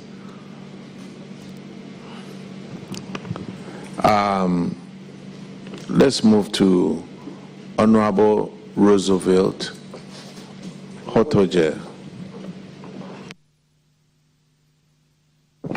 Yeah, this infraction, page 38. Yeah, this infraction has to do with some key documents not provided for, validation claims and commitments amounting to 9.743 billion Ghana cedis.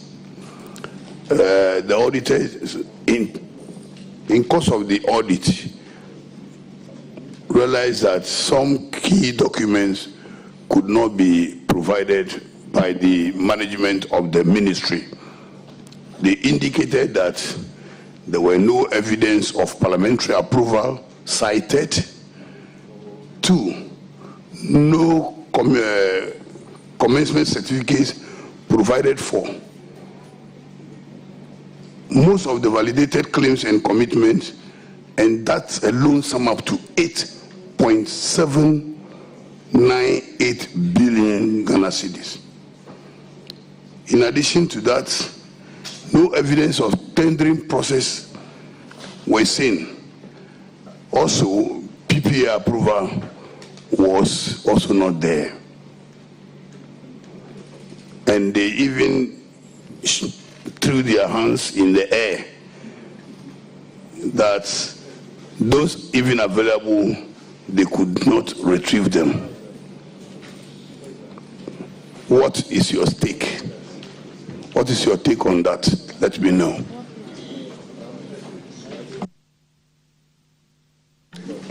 Honorable Chair, yes, the auditors were working with a checklist, and their checklist was that any certificate that they take must have a commencement warrant, which is what our rules say. It must have PPA approval, it must have this, must have that, it must have that. So that's the checklist that the auditors are referring to, that in most of the cases that they vetted, some of them didn't have these things. And like the Honorable Minister stated before me, that most of our projects during those periods were awarded without commencement certificates. And that is the fact. And we resolved this issue with the auditors. At a point in time, they weren't able to move forward. So at the point with the Ministry of Finance decided that no, they should ignore the requirement of a commencement warrant and move ahead and do the validation. So just procedural something. They gave you some pieces of advice. They advised that you should now have a very robust documentation and approval tracking system. Have you done that? Yes. Now the Ministry of Finance is now insisting on the issue of commencement warrants. So now all projects that we are executing will get commencement warrants before we carry out. But of course, like the minister indicated, if there's an emergency now, the minister cannot say that he's waiting for a commencement warrant before he will go and attend to it. Those will be the extreme. But we are going by some of the recommendations. That you should make sure that you do regular audits to verify the completeness of vendor documentation. And they told you that in order to do that, make sure that you get a dedicated officer trained in that regard. Are you on the path of doing it, or you have done it? Well, we have, maybe we will have to strengthen our internal audit unit and processes, because the internal audit, that is their function. Sir, it is not maybe. We need to, intensify. Yes. Now, when you say maybe, well, because they are already there, that is why I'm talking about strengthening. Because the internal audit units are already in existence in all the agencies and the ministry. So you have to strengthen their capacity to do more than they have done in the past.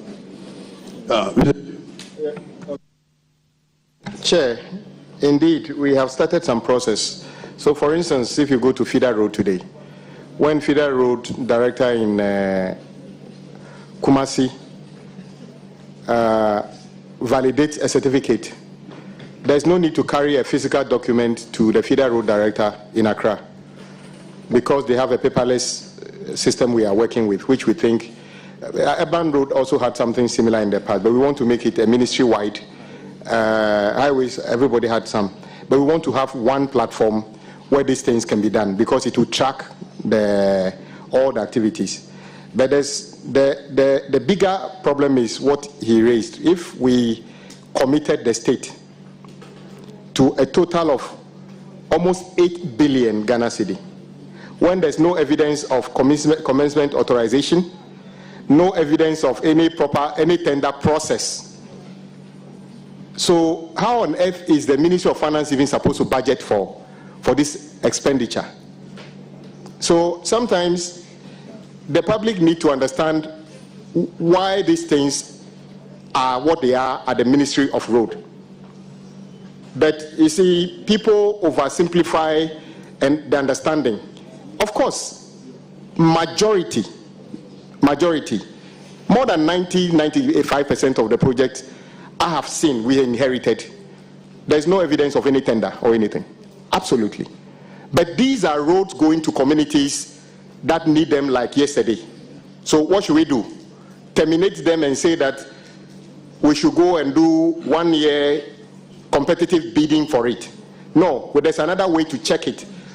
We can continue that same project, but ensure that the contractor carries out the work as expected by the standard, and we only pay them for the work they have done, not the contract price. Like I keep telling people, we don't pay contractors contract prices. We pay you for the work you have done. So your contract price can be 10 cedis. In fact, recently we were trying to put a clause in the big push contract, and then I was fighting with them. I was arguing with them that it gives an advantage to the contractor against the state. They managed to water down that particular clause. Today, when we raise certificate on those projects, we are deducting money from the contractors, because the health of the economy means that the projection which necessitated that clause, things are better. So we don't even need to pay you the 10 cedis, we pay you 8 cedis. And that's exactly what they were telling me, that it works both ways. It can work to the advantage of the state, it can work against us. But at least today, we are saving money out of that. So I think it's an important thing we need to roadworks are different from supply of vehicles or supply of groceries. It is much more complicated. Chair, just because of one rain 2 or 3 days ago, if you see the volume of challenge we have across the country, and the question is, okay, can you consider all those projects as emergency projects, that one day somebody will not accuse you of just willy-nilly deciding to go to site for those things?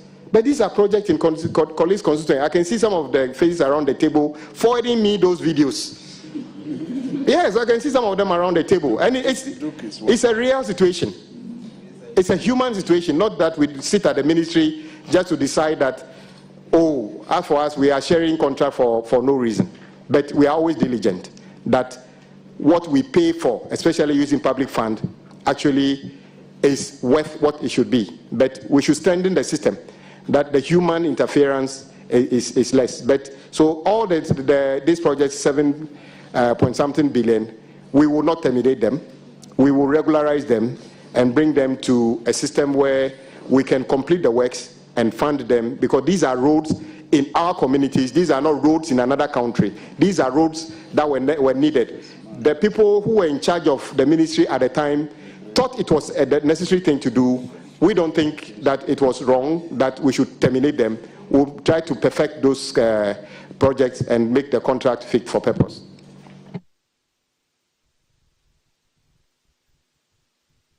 Chair, can I ask permission? I have an able deputy who is also one of us in Parliament, who can take the chair and guide us to take it, so that I can attend to something else. So I wish I would be here throughout. So I present to you, Honorable Sweeney, one of your own. Once upon a time, he used to be a permission granted, but my able Honorable Abena Osayasare will have a question for you, please, before you go. Minister, you know the issue with the huge payments that Road Fund is saddled with. It is because Road Fund has moved from its core mandate. It's a big deal. I know people want roads, so sometimes you go to Road Fund to assist. Because the Act is very clear that it is to finance routine periodic maintenance and rehabilitation of public roads. And it's also to be used to assist metropolitan, municipal, and district assemblies to perform their functions. But now we have saddled them with huge projects. Minister, maybe we should think about allowing them to carry out their mandate only, so that whatever funds they have in excess can be brought to the ministry to assist the ministry, in addition to what Ministry of Finance gives you. This is just something that you should think about and see if it is possible. But I think Road Fund should be given the permission to go by its core mandate. And in doing that, I believe that a lot of the municipals, metropolitans, and districts can benefit more from Road Fund than when it is saddled with huge contracts that for us outside Accra always sit in Accra, and we outside Accra and the capitals don't really get or feel the benefits of Road Fund. It's something that I want you to think about. Thank you. Thank you, Chair. I didn't know you were a village MP like me. Indeed, the core mandate of Road Fund has been missed in a lot of ways. They still do a lot. Many of our maintenance programs are done on it, but the amounts we are loading onto it now is not sustainable. We have projects almost 700 million Ghana cedi on Road Fund, when the entire allocation for 2026 is 3 billion. One project, almost 700 million.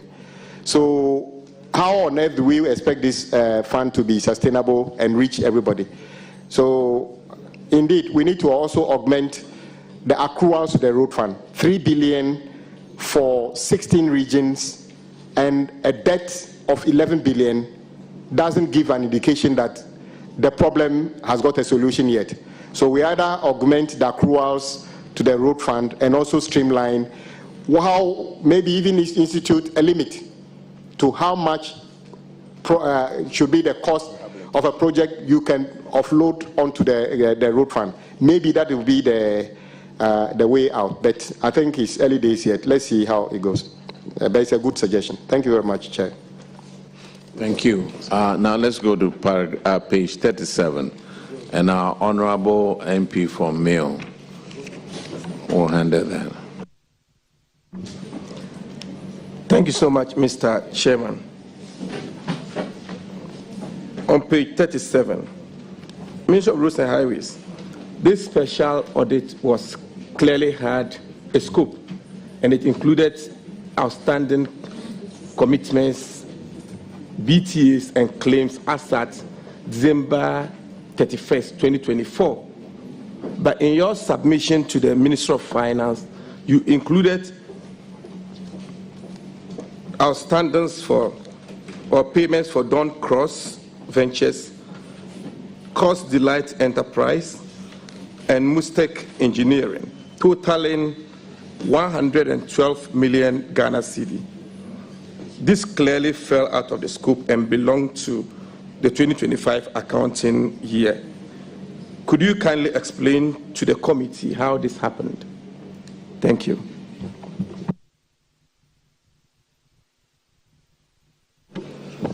Mr. Chair, the Director of Finance will take that. I'm sure there is the information that was communicated, probably that fell within the outside the scope that was required. One more time, please. I'm saying that the information that we provided... Get closer to the microphone. The information that we provided fell outside the scope that we were asked to submit the report. So you were asked to... 2025. You were asked to give information as of 2024. Yes, but that of Don Cross and the other contractor fell. Yes. But so you know, the contracts were actually awarded in 2023, 2024. But those certificates were actually certified in 2025, and we included them. If they had done properly, they wouldn't have seen 2025. Because thank you. In that case, we would agree that a proper collaboration, say coordination, and maybe due diligence was not done. That is why this happened. Because clearly the audit had a scope and it gave you specifications. Thank you, Mr. Chair. And I think that we had drawn the attention to the auditors to this effect, yes, that those payments, certification fell in 2025. It fell outside the scope. But nonetheless, they were real certified liabilities that we had to pay.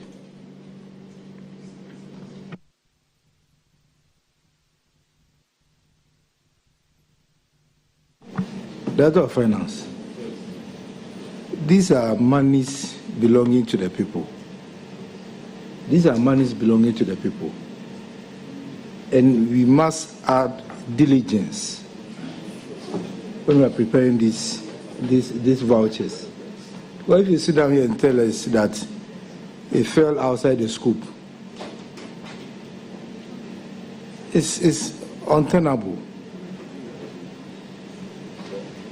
Mr. Chair, see, we submitted several documents to the Ministry of Finance based on request. The first request was give all your outstanding liabilities, which we sent. That was it, and that was what was sent to the auditors for validation.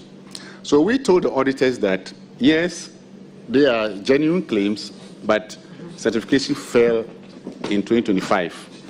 So it was just the communication. Mr. Chairman, if I may, the understanding I get is that our ministry send claims periodically to Ministry of Finance.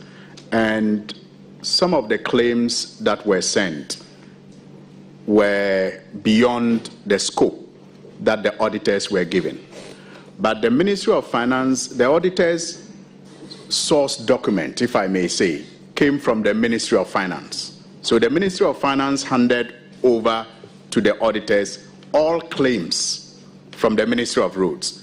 And some of these claims included claims that were, that had been submitted in 2025. So during the interaction with the auditors, the agencies acknowledged that these claims were out of the scope, but they had been submitted to the Ministry of Finance anyway. So the Ministry of Finance submitted all claims from the Road Ministry to the auditors, and it included the 2025 claims.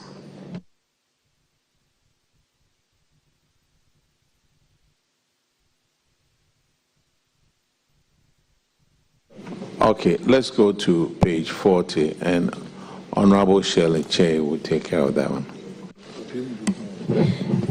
Thank you, Honorable Chair. This is to do with the auditors not finding any evidence of maintenance of aging analysis of arrears and commitments. I would like to know if there is a way you validate claims and other commitments, apart from keeping a register of aging analysis.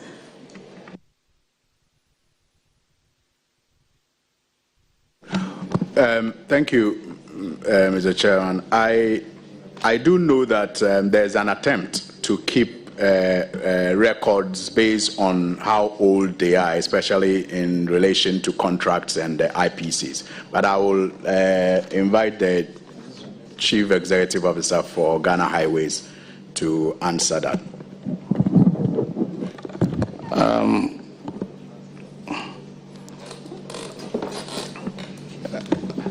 Chairman,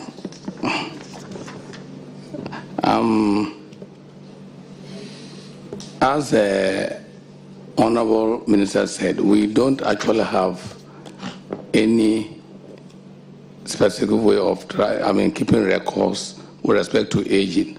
But from the records that we have now, Monument has tasked an officer to undertake this aging analysis so that we'll be able to, moving forward, we'll be able to, use it well and then ensure that things move smoothly.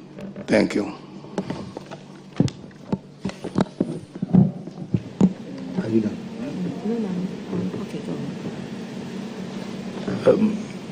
Director of Highways, if I may find out, when did management task an officer to start this schedule? I said that when we received this report, so we started that process of engaging an officer to undertake this aging analysis. That's what I want to say. Master, years ago, when we studied accounting, where we had a piece of paper and a stubby pencil, there was always aging analysis on our arrears. That one is so simple. You have arrears, you need to age them so that we know that, hey, this one. So I would like to also find out, there are a few recommendations from the auditors. Are you aware of the recommendations? Okay. Yeah. We are. And we've taken them on board. You've taken them on board, so what plans have you put in place to commit to these recommendations? Can you take us through them?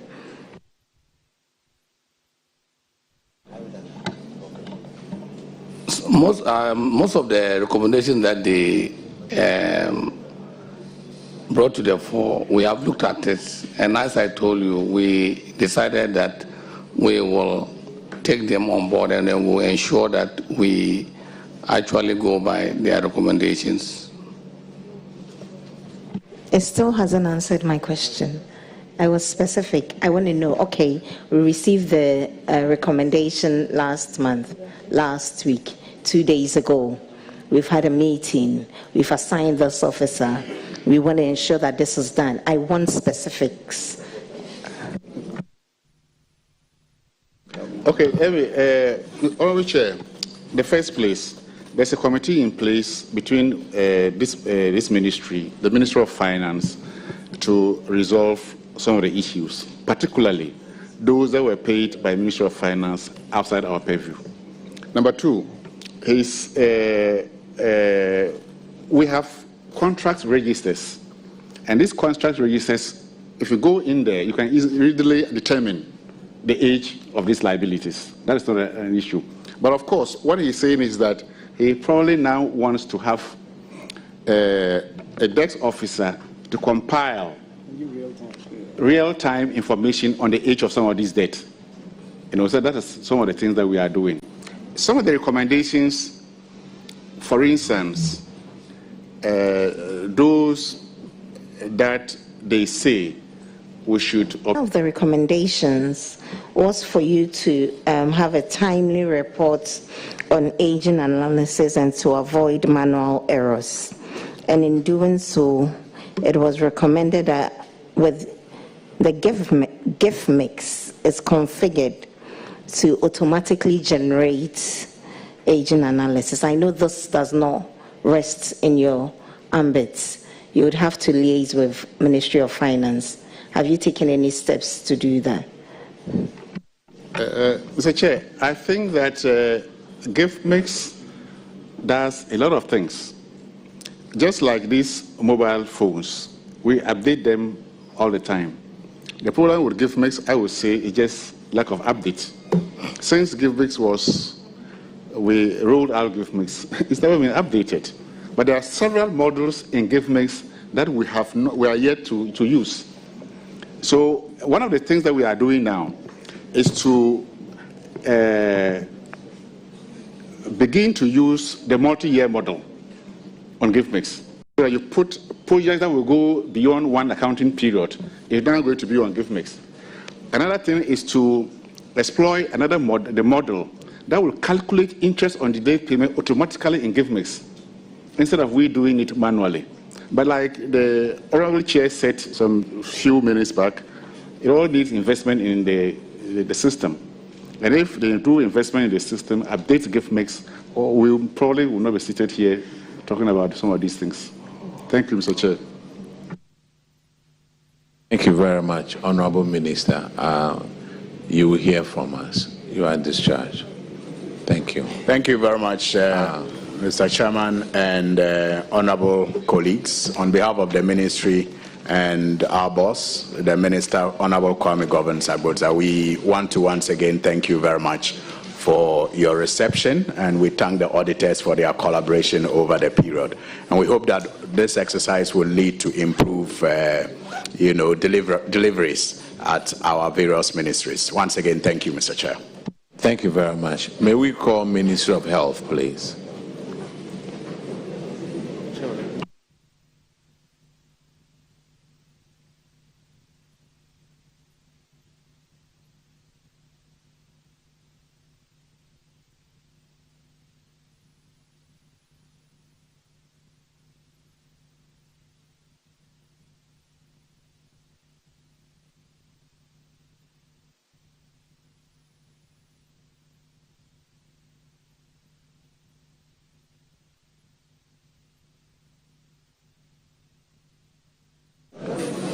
Is Minister of Health ready?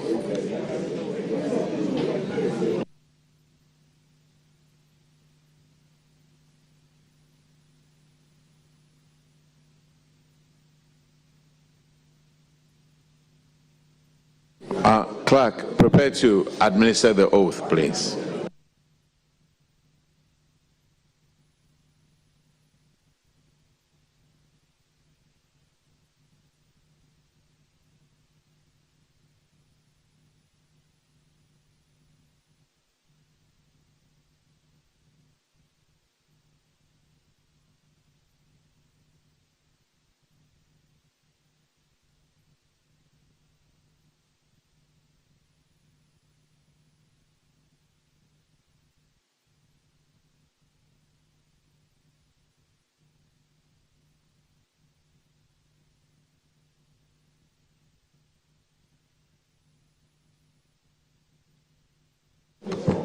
So please, start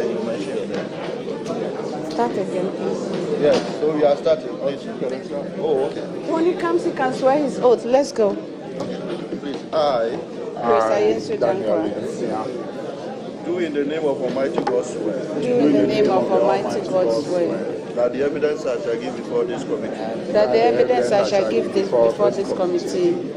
Touching the matter in issue. Touching the matter in issue. Shall be the truth. Shall be the truth. The whole truth. The whole truth. And nothing but the truth. And nothing but the truth. So help me God.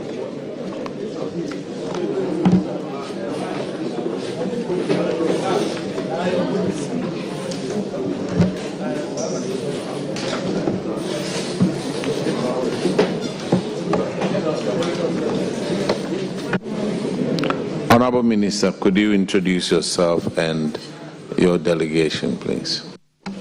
Thank you, Mr. Chair. My name is Grace Ayensu Dankwa, the Deputy Minister of Health and also the Member of Parliament for the good people of Isika-Doketan constituency in the Western region.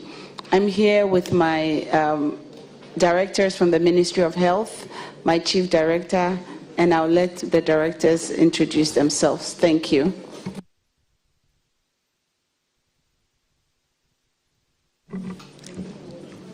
Thank you, Honorable Chair. My name is Sally Esipo Bitete, Head of Project Planning and Cost Estimation, Infrastructure Directorate. Thank you. My name is Elvis Anaba Yaba, Financial Controller, Ministry of Health. I'm Desmond Boating, Chief Director, Ministry of Health. Inua Yusuf, Head of Legal Affairs, Ministry of Health. Daniela Zuma, Deputy Director, Ministry of Health. Thank you. I'm Daniel Insian, Finance, Ministry of Health.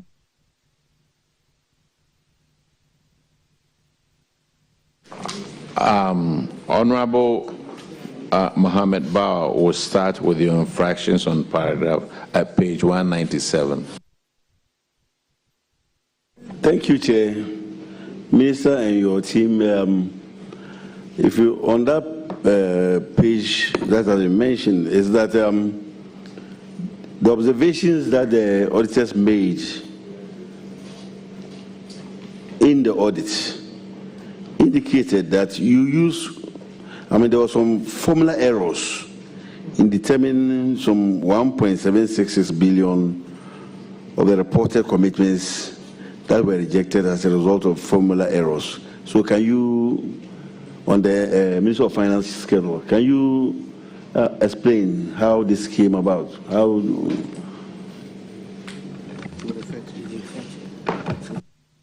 Thank you, Mr. Chair. I'll let my Deputy Finance take care of it. Thank you. Thank you, Honorable Minister. Honorable Chair, this infraction per the statement indicates that it's the Ministry of Finance that made those errors, but not from our end. We submitted our request to Ministry of Finance, so in offloading it to the auditors, the error occurred. But when we met at the ministry, this was resolved and it was agreed that it should be taken off. But I'm sure for the report's sake, it had to appear. Thank you. And when you met the auditors at the Ministry of Finance during the exit conference, did you make this known to the auditors that these errors have been rectified and that the commitments still hold? Please come again. Asking, after the audit, there was an exit conference that took place at the Ministry of Finance. Were you there? Yes, Honorable Chair. Did you bring it to the attention of the auditors that it was the Ministry of Finance that made those errors? And for that matter, those formula errors, and for that matter, the commitments as it is still stands? Thank you, Honorable Chair. I think this observation was even identified by the auditors themselves at the exit meeting. Now, auditors, can you throw more light on this? Because if actually really it was you identified this problem at the exit meeting, why then bring it into the report? Honorable Chair, I've said this even yesterday, that we were given an amount to validate. So even if it was a good reason, we still had to report it. For instance, let's say you've given us 1,000 CDs to validate, and we have validated 600. We cannot just be silent on the 400 because it had a good reason to be rejected. But we still have to report to you that the 400 has been rejected and give you the reason. That's why it had to be reported. So in this case, this amount of 1.766 billion, is it rejected or still standing in the books? Honorable Chair, so this is in respect of claims, arrears, and commitments. submitted for validation. Now, and it's as at 31st December 2024. So if, for example, the total claims submitted was 3.4 billion, and you find out that 1.76 billion is emanating from formula errors, and this is captured under commitments, it must be indicated that the commitments that have been submitted has a formula error of 1.76 billion, just for the purposes of the records. Then those ones that are clean, you will go ahead and review them. Thank you. So it means that this amount stands rejected? Yes. Thank you. Mr. Chairman, that will go for me. All right, let's go to the next one. Duplicated payments by Honorable Nancy Eche.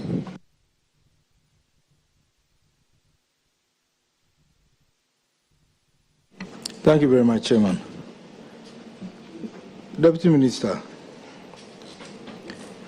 we have, as part of your infractions,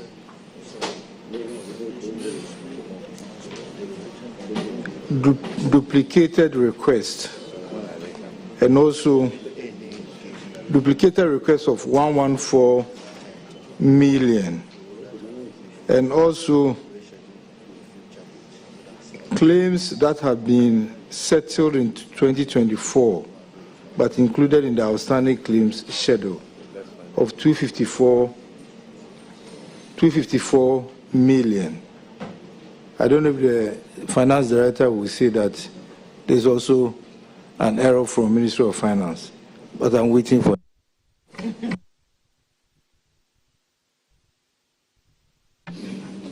Thank you very much, Mr.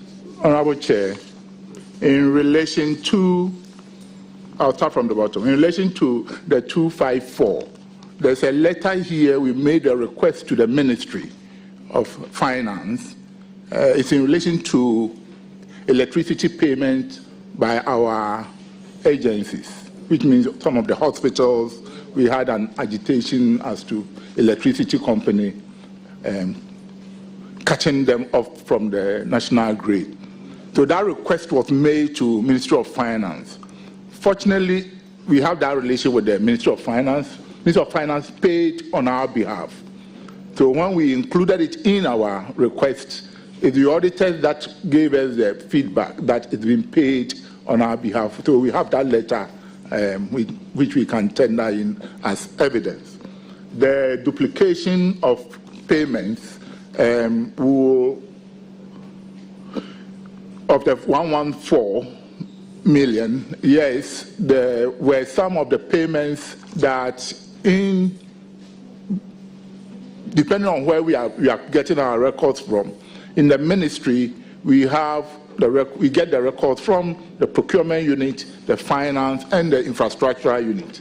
So it happened that some of the payments were duplicated in presenting it to the Ministry of Finance. Thank you very much.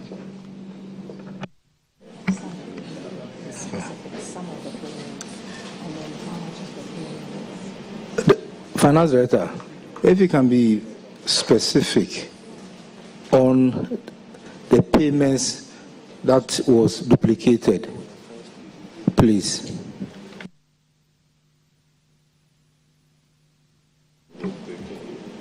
And if you can give us the vendors as well. Yes, thank you very much. We have ADB Medicals. We have Purview Global Limited. We have Ghana Supplies. We have Global Security. We have Tembol. We have Quiet Pleasure. Then there was a dollar component that was also made. And others, maybe not all that will be here, but these ones have been validated in the validated ones. Just that because they were duplicated, the auditors took them off. Thank you.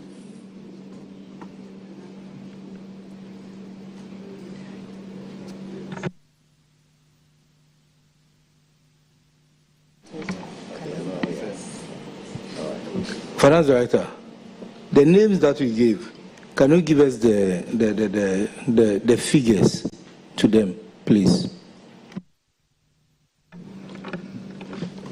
Thank you very much. It's true the ones I have given cannot give us the figures, but if you look at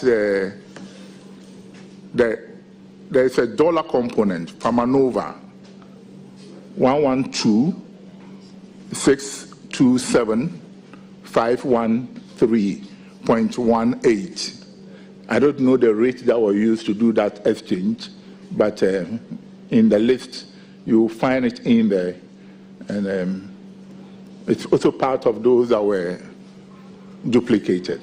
Thank you.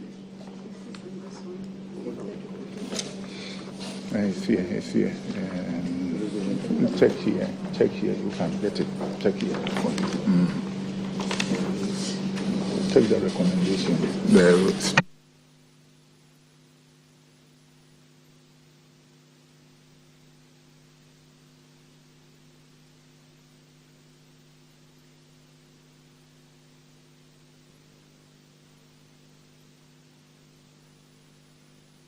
All right, thank you very much. The next one is Honorable Hotuje on unsupported claims. Thank you, Mr. Chairman. Mr. Chairman, this has to do with unsupported claims and commitments comprising 2,399,682 of BTAs, sorry.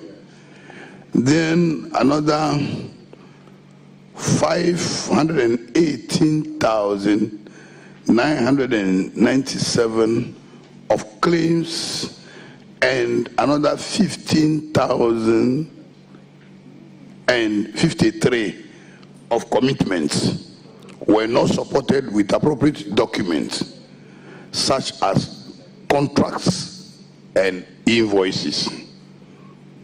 And this certainly contradicts Regulation 78 of the PMF LI 2378. Speak to that.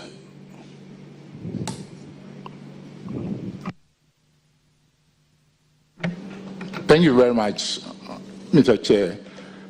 The amount involved, 2.399, was in relation to a supplier that was out of the DTA. It means it was cash, but this supplier was not on Ministry of Health supplier list. Our investigation at the controller indicated that the supplier was in relation to Ministry of Finance transaction, but not Ministry of Health. So the 2.9, I have a document to tender in as evidence. The 2.9 was not in a relation to Ministry of Health, but rather Ministry of Finance. Auditors, can you confirm that? So, Honorable Chair, the figure appeared on the schedule for Ministry of Health. And for that matter, it's expected that the required documentation will be at their end. So we don't know how is it that it is a Ministry of Finance transaction that got entered on the schedule of Ministry of Health. But what we know is that it appeared on Ministry of Health schedule, and is the reason why it was being flagged under MOH. Thank you. Yeah, Minister of Health, can you hear that? Yes. Honorable, a minute. I see a Ghana Cares operational account. And Ghana Cares operational account is a Ministry of Finance account. So maybe if you had sent it to, in this format, because I see MOFEP, and I know that Ghana Cares is a Ministry of Finance operational account. So, thank you, Honorable. All right. So let's go to the next one. It's donor-funded expenses. Donor-funded expenses not funded by GOG, included in 2024 claims. And we are talking about 426 million of claims were rejected, as these liabilities are to be financed by donors, but included in part of the funding from GOG. What says here? Thank you, Chair. Thank you, Chair. Yes, it's true that we included donor-funded liabilities into the list, and we apologize for that. But the letter that came for us to bring our outstanding mentioned that we should bring all outstandings that we have as at the end of 2024. So we, as at then, all these were funds that were outstanding that we had records of in the office, and that's how it came to be part of it. We are humbly sorry for that.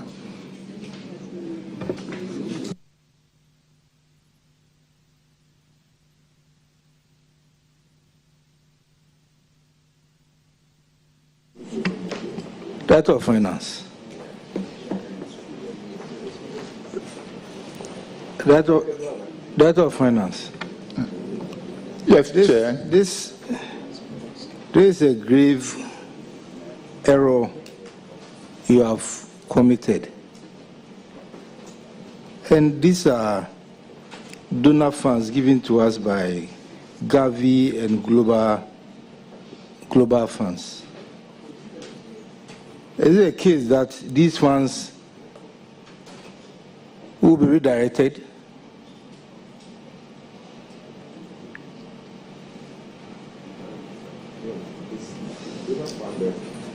Or it's just a simple reporting error?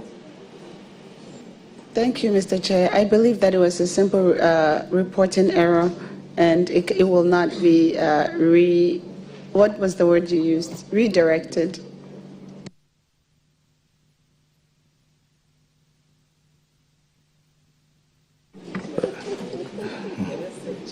Director of Finance, I think these are mistakes which shouldn't be committed, because these are monies coming to the people, and we need to report them rightly.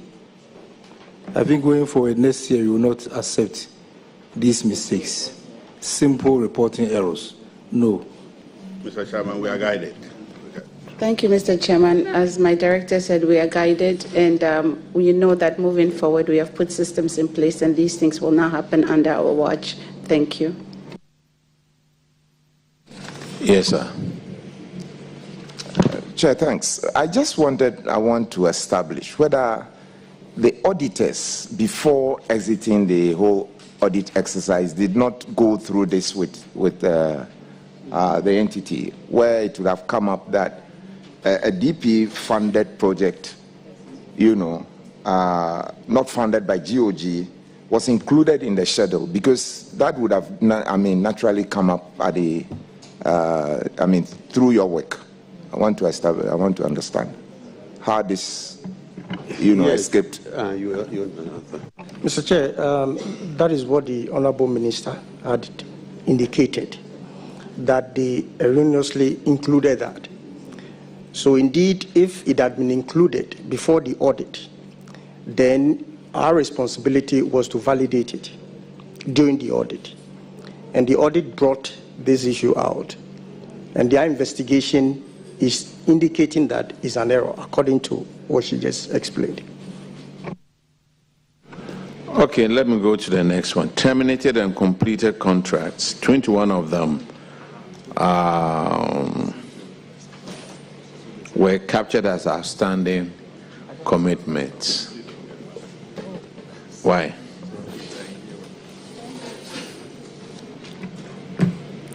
Thank you, Mr. Chair. I'll let the Deputy Director of Infrastructure answer the question. Thank you. Thank you, Honorable Chair. The amount of 10.5 million at the time of the request was still in our contract register as a contract within the Ministry of Health. We were in the process of re-awarding, and so they were part of the contract register that was sent to Ministry of Finance, and indeed Ministry of Finance had as well. On the aspect of the projects that were completed and were still in our list, as has been alluded to in other conversations, a request was made for our contract register, and that was what was submitted to Ministry of Finance. However, when the auditors came and they were validating, we informed them that most of these ones had been completed, and if you look at the schedule, there are balances of some 464, some 1,241, which we would deem as savings on those contracts. And so we agreed that they were cancelled. Thank you, Mr. Chair.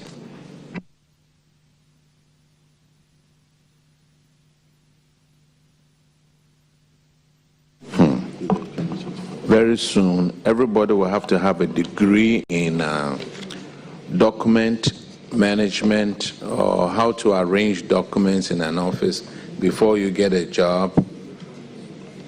Because all the documents, I couldn't find them. This was an error. Maybe you need to have a degree, making sure that you don't make any errors over here, because, hey, Dion. Now let's go to National Health Fund.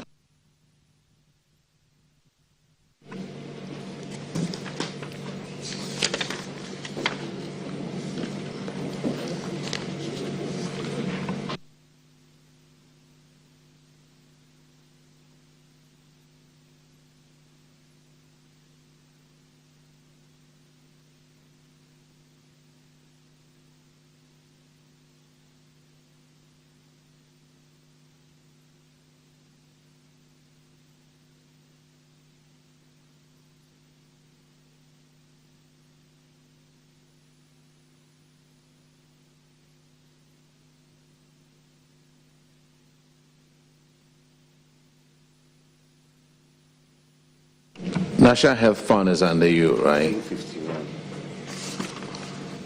Thank you, Mr. Chair. Please, what page? We can't see it. 251.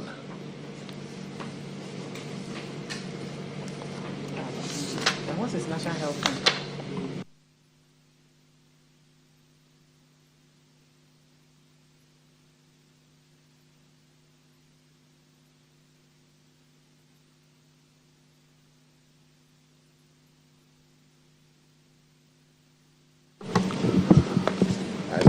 Minister.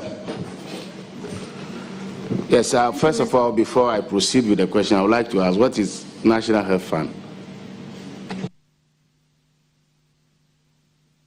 Thank you, Mr. Chair. National Health Fund is not under our ministry. Actually, auditors. Is that the NHIS? Is that the NHIS or what? Yes, Mr. Chair. So, per the shadow description from MWF, this is how it was captured. So we were consistent with what was given to us. When you read the footnote under it, you see here, payable reported by Minister of Finance comprises outstanding government allocation to National Health Fund. However, the review to obtain the review third-party obligation of NHF amounted. Okay, so is that a ministry? It's different from health insurance fund. It's the same. Which minister are you talking about? Ministry of Health. So Ministry of Health. It's under you guys, right? Thank you, Mr. Chair. The Chief Director will answer the question. Mr. Chair, I mean, it's not under the Ministry of Health, so we just want to be very sure.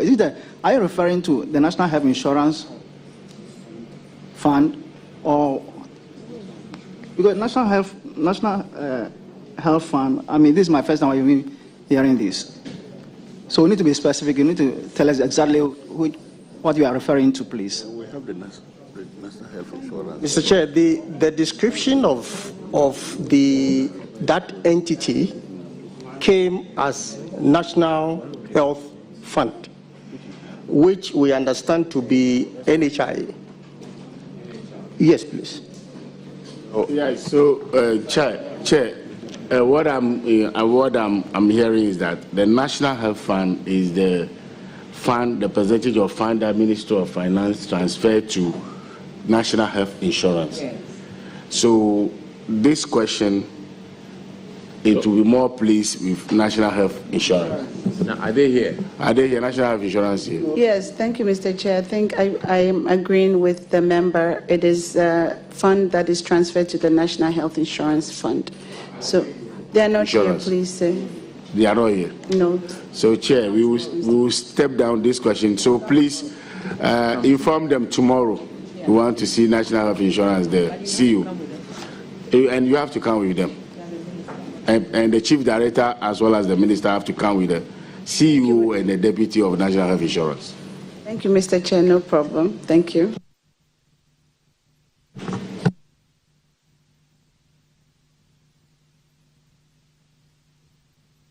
Now we go to the famous Agenda 111. Are they here? That's Ministry of. That's under the ministry. It's still Ministry of Health.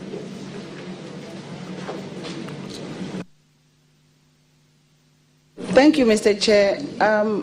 Our understanding was that the Agenda 111 was done out of the Office of the Presidency, so not from the Ministry of Health. Thank you.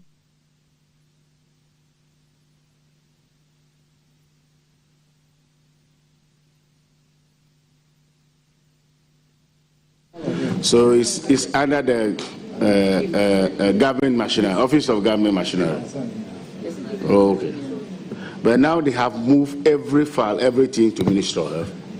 So you are better placed to answer, because yesterday they mentioned that they have moved everything. Yes, from the presidency to the to Ministry of Health. So we must assert assets and liabilities. Thank you, Honorable Chair. I think that directive has been given, and then we are in the process of transferring all the assets back to the ministry. And sorry? Assets and liabilities to the ministry. What we have done is that I think the ministry has directed AESL to undertake some sort of exercise. And so we are almost at the tail end. And once we are done, I think we'll come back maybe properly to come and then maybe report back to the committee, please. Okay. I hear that GIF, right, answered these questions yesterday for Agenda 111, the duplicated claims and then payables not recorded under GIF. Yes. Yes. So Ministry of Health, I think, yes, tomorrow you are coming with NHI to answer some questions. Okay, you are discharged. Thank you, Mr. Chair. We are grateful, and we also appreciate the good work that you and your team are doing. We are grateful. Thank you.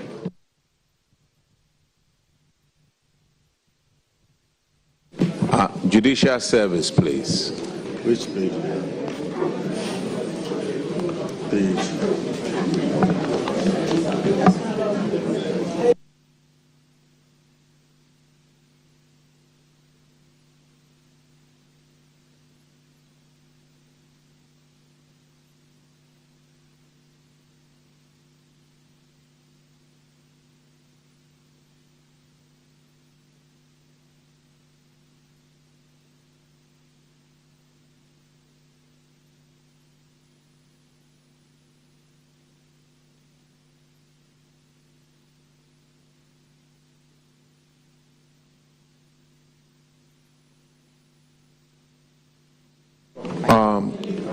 Is National Service here?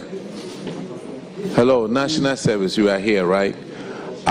Unfortunately, because of the litigation going on, we cannot see you today. We'll have to wait till the resolution of the court case. So you are discharged. Judicial Service, you are here, right? Could the clerk please administer the oath?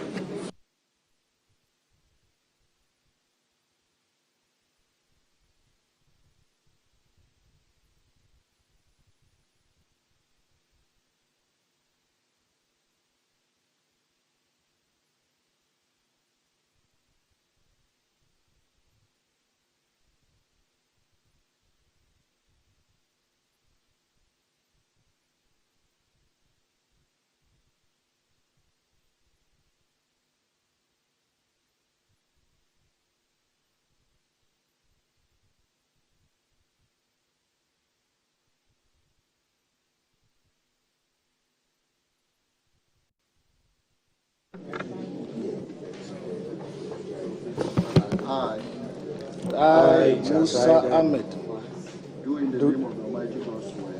Do in the name of the Almighty God swear. That the evidence I shall give before this committee. That the evidence I shall give before this committee.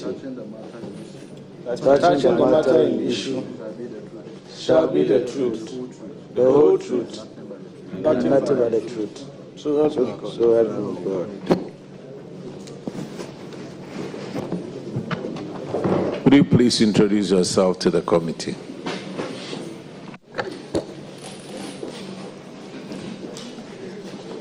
Good afternoon, Chairperson and members of the committee. My name is Musa Ahmed, the Judicial Secretary.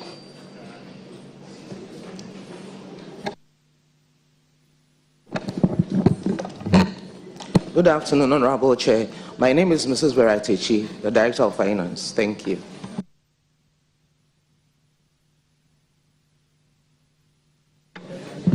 Good afternoon, Chair. My name is Michael Ejie Frimpong.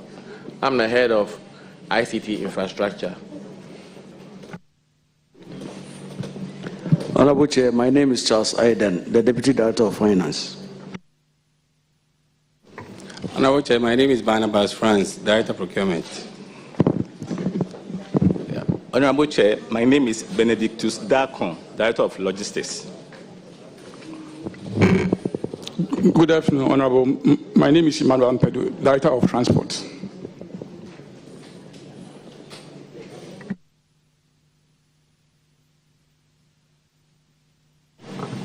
So, Judicial Secretary, you are welcome, and your team. Thank you, Honorable Member. And it's nice, Judicial, when we come to Judiciary, you swear oath as well as you introduce ourselves. So today here you are in Parliament, you have to do the same thing you have been doing to us. So basically your question, your infractions is boiled down to breaching Regulation 78 of the PFM Act, LI 2378. This is about unsupported BTAs. You have 69 million Ghana cedis, where that whooping amount of money, there is no contracts, no invoice, no document to support, appropriate document to support. And then the auditors want to require principal spending officers to obtain the evidence of goods and services prior to approval. It was not there to be found. So you have breached Regulation 78. What is your take on this? Thank you, Mr. Chair. This question would be answered by the Director of Finance and the Deputy Director. I do not have personal knowledge of these matters, but I have been told and briefed that they have a reasonable defense and explanation to the question. One, they will speak about the precondition for the application. So, Secretary, they are here. Let them speak for Yes, themselves. yes, So just move to them. Well, so I will ask them to proceed.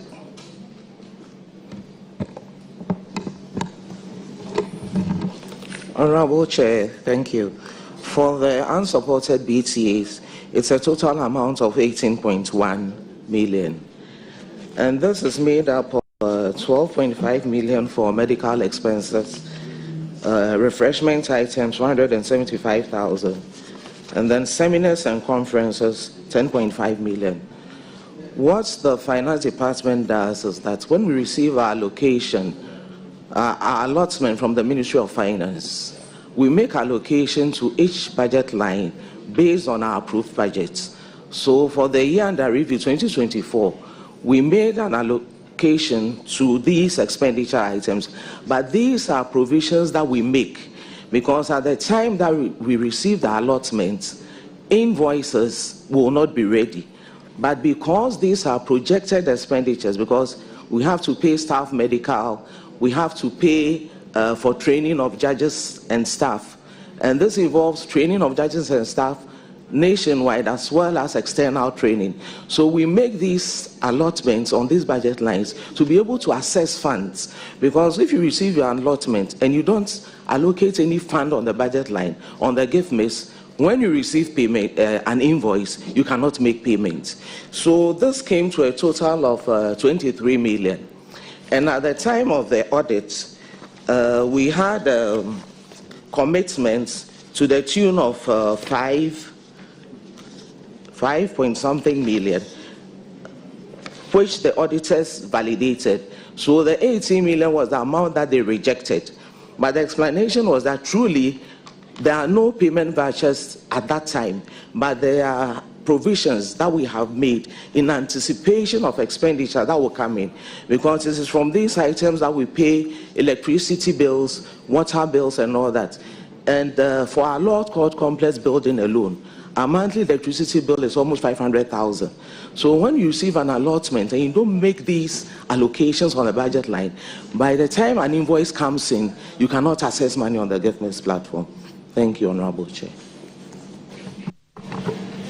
Auditors, do you have any contrary view? Yeah, Mr. Chair, indeed, 23.5 million was captured as a payable. But as Madam rightly explained, there are provisions. There's a difference between a payable and a provision. So once you have a provision and not a payable, you need to estimate the reasonableness of the provision that has been made. And that will be based on past experiences.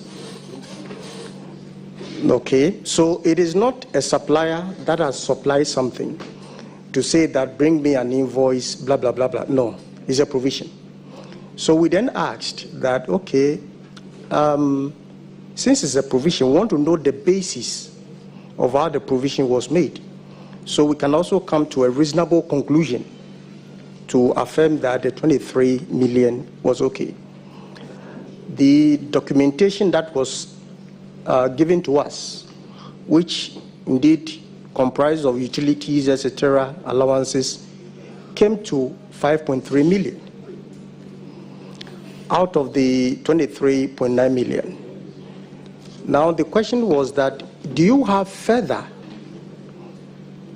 reasonable basis for that, so that indeed that could inform us in terms of how that figure can be cleared? Unfortunately, we couldn't go beyond that.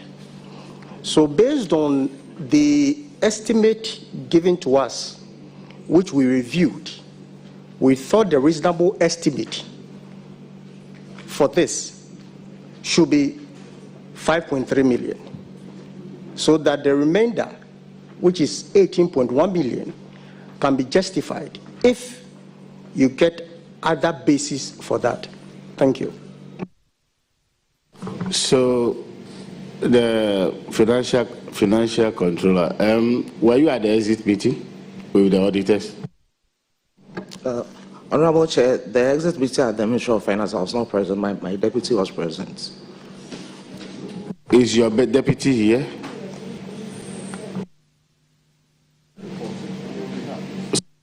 Yeah. Meeting, you delegated your deputy to represent you in a meeting at the Ministry of Finance. So you want to tell the committee that the aftermath of the meeting, you haven't received any report? Honorable Chair, I've received a report, but because he is present here, he would speak better to the situation, because the understanding that we had was that, as the auditors rightly said, what had become a payable at the time of the audit was a 5 million. But indeed, if we have, we go back, we have, when it comes to the payments of medical bills, we pay medical bills nationwide. We operate a centralized system. So for something like medical bills, all judicial service staff and judges, if they submit their bills, the bills are with a medical committee. So until the committee submits a list that they have vetted to us, you will not come and find maybe 10 million of medical bills outstanding at finance, but it will be that all these claims are with the medical committee, waiting for the chairperson and the committee to vet and submit to us. So it is based on this that we make these provisions, because when you look at the medical bills that we pay over a period, and this provision had been made in the third quarter of 2024. You see, so we make the projection that, because most of the time in the fourth quarter of every year, we don't receive allotments. So it is based on experience, you make these allotments, and then the beginning of the ensuing year, until the appropriation bill is passed, somewhere in February, before you receive the allotment for the first quarter. So then you should have funds to run the system, Honorable Chair. Madam, I'm sorry to barge in. What the auditors needed was, that document, please. You are turned in, what, 21 point something to be paid. It was at BTA level.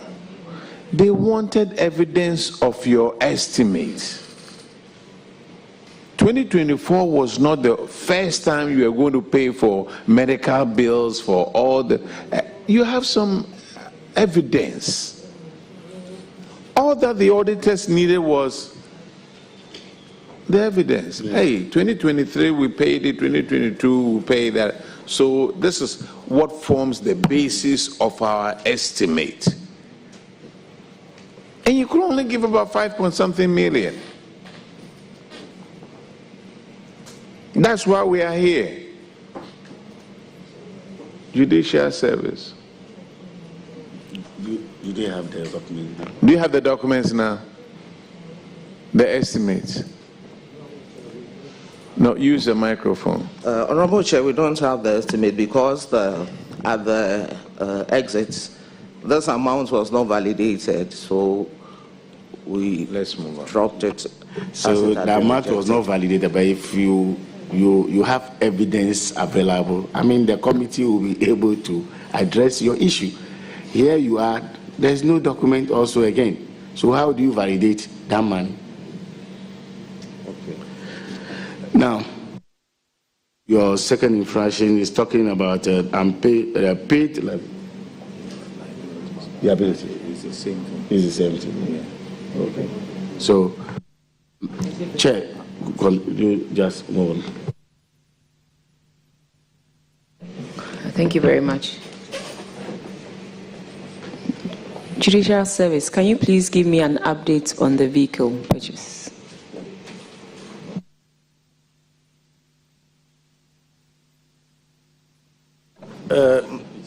Madam Chair, the Director of Procurement will speak to this issue. Honorable Chair, the vehicles have been delivered and it has been assigned to the respective recipients.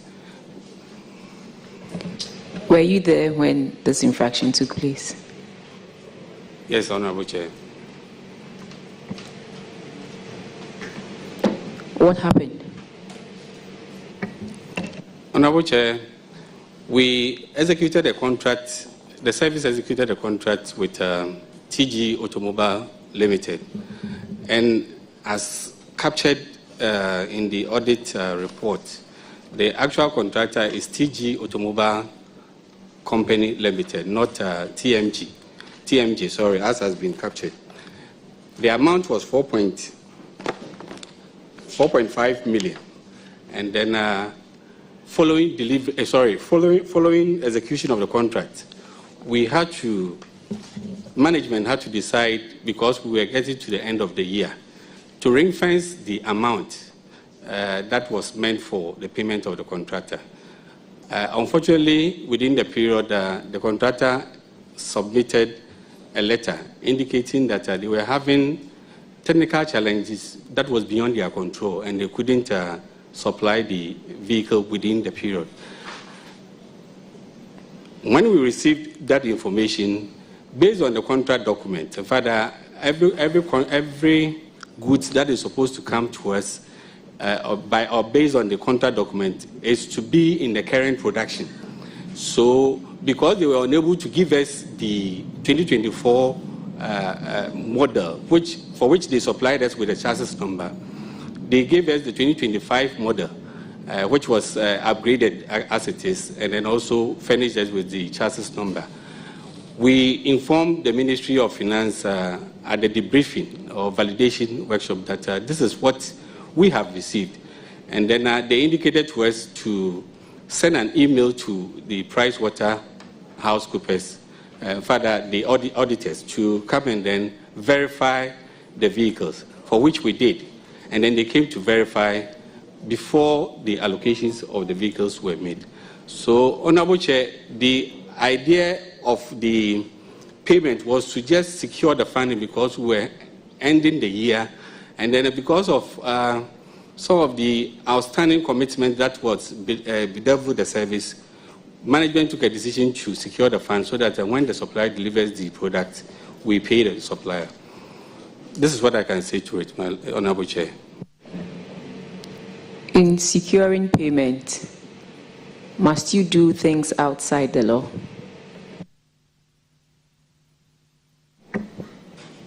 No, Honorable Chair. Auditors, can you confirm if, one, the vehicles are there, and two, now we have the proper records of the vehicles? Honorable Chair, indeed, the vehicles subsequent to our audit were informed that they had come. So we went to verify the vehicles. So indeed, the supplier was TG Automobile, but the earlier issue there relates to another vehicle purchase which was not delivered, which was the 5.1 million. Yeah, so that one wasn't delivered, so it's part of our rejections. However, the second one, which has to do with the store receipt advice, we did a subsequent verification, and we found out that indeed they were delivered subsequently. So in effect, there are two, TMG and the other one that the director mentioned. Yeah. Director. Honorable Chair, it is not TMG. Sorry. We rather have a contract with TG Automobile. If I recall correctly, the one he is alluding to is for BNR company. And that, as at the time of audit, they had not supplied the vehicle, neither have we also submitted a claim for payment. So that was the actual issue under consideration. Yeah, auditors, please.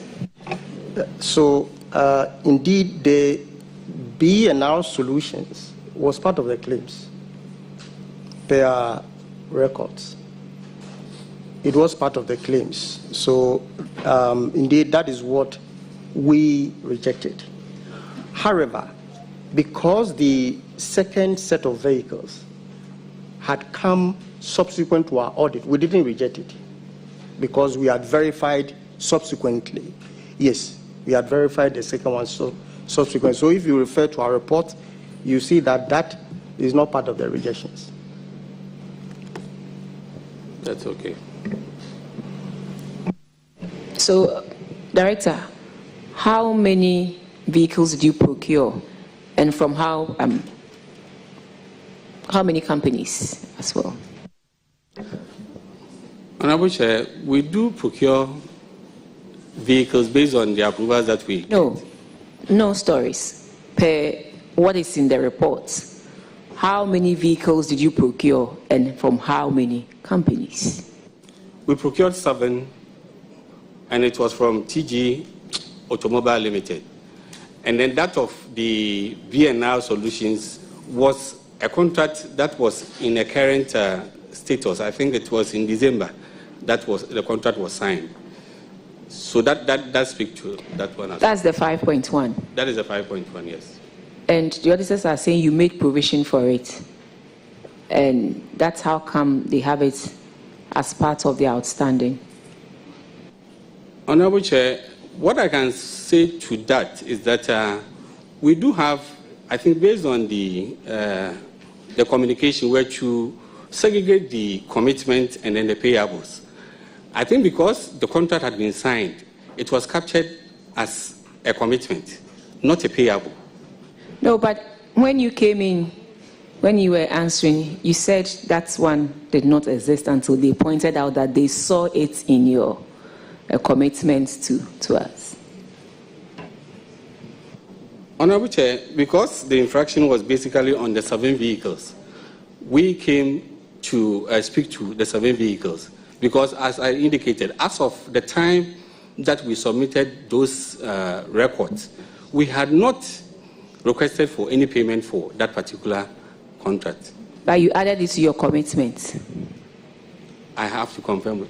You can't say you have to confirm. They are saying they have it as part of your commitment, and you are the procurement director, so it emanates from your end. Yes. Say. No, when we sign contracts, we don't ask for payables. So based on the records that was given to the service for us to segregate the payables and then the commitment, I'm sure based on the fact that they have a copy of the contract, they added it to the commitment as it is for the service. But Judicial Service did not send it, but they on their own added it.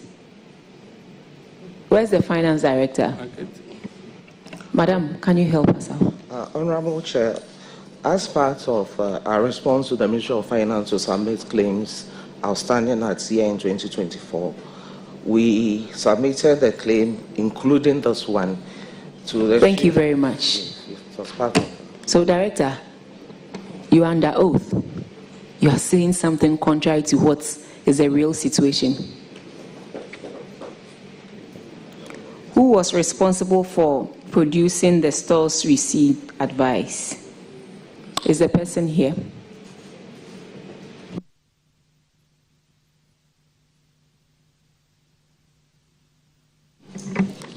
Yes, Honorable Chair. That wasn't part of the SRAs that we furnished the finance department. We didn't submit any SRA to that effect. So there's no SRA with reference number A0728941 dated 25th October 2024. For the 7, there is, but the other one that we are talking about... Which other one that we are talking about? The one that Director of Finance is saying that it was submitted as part of the commitment. There wasn't any... Director of Finance never said they submitted any SRA. I am the one asking. Director of Finance said it was part of their commitment for the 5.1. But I'm asking, who signed the stores received advice for the vehicles? For the 7. Yes, for the said date, 25th October 2024.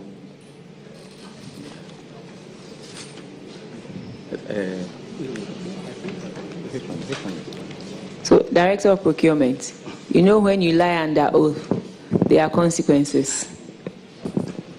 Yes, Honorable Chair, but I think that the issue under consideration. Oh, your Finance Director mentioned that indeed the 5.1 exists. In our opening remarks, we said that we are here to give everybody a fair opportunity. We will be firm, but then we also apply fairness. So we'll give everybody the opportunity to explain your position. So you didn't have to say something that you were not sure of, or something that you did not know, or something that you shouldn't have said when you didn't have the facts. We give you that respect because you are judicial service. And we don't want this to happen again. We are guided, Chair. The last one had to do with a variance between a contract amount and PPA approval. That one too, is it, does it fall under you or? Madam Chair, the Director of Finance will speak. Thank you. Thank you, Honorable Chair. This was in respect of digitalization e-justice project for the court, the phase 2. And we had a letter from the Deputy Minister of Finance then, a multi-year commencement warrant. The Ghana cedi equivalent of USD 29.7 million at an exchange rate of 15.54 to the dollar, which gave us a cedi of 462.9 million. Subsequently, as required, we wrote to the Public Procurement Authority, and in their letter, they did a total costs 5% review to achieve value for money. So the total contract sum came to 28.3 million USD. And our award letter to the contractor stated the PPA approved amount. So this 3 million was the difference between the commencement warrant issued by the Ministry of Finance and the 5% PPA adjustment that they did. The award letter had the PPA. It had the figure of 28.3 million USD, the award of contract to the contractor. But would want to see the officer who signed the SRA. So we'll be sitting tomorrow. We just want to see and find out what exactly went on concerning the vehicles. The vehicle. And if you have a copy of the actual reports, we want you to take it and check 212. I. They have stated the number, the stores received advice number, and the fact that someone signed for it. So we would wait to hear from you tomorrow. On this note, we'd like to thank you, and you are discharged. We thank you most sincerely. May we call District Assembly Common Fund, please?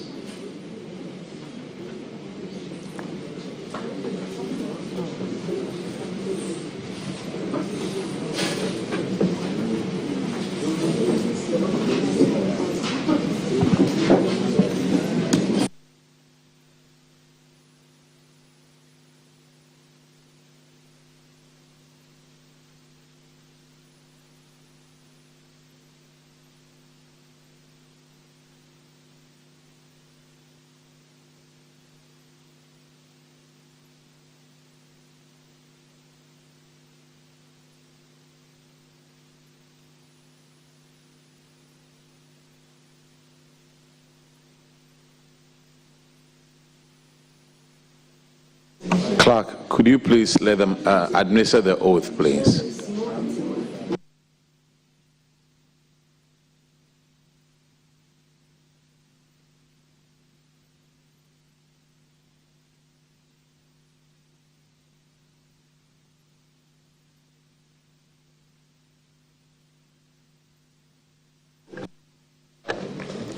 Aye. Michael Harry-Yamson, do in the name of the Almighty God swear that the evidence I shall give before this committee touching the matter in issue shall be the truth, the whole truth, and nothing but the truth, so help me God.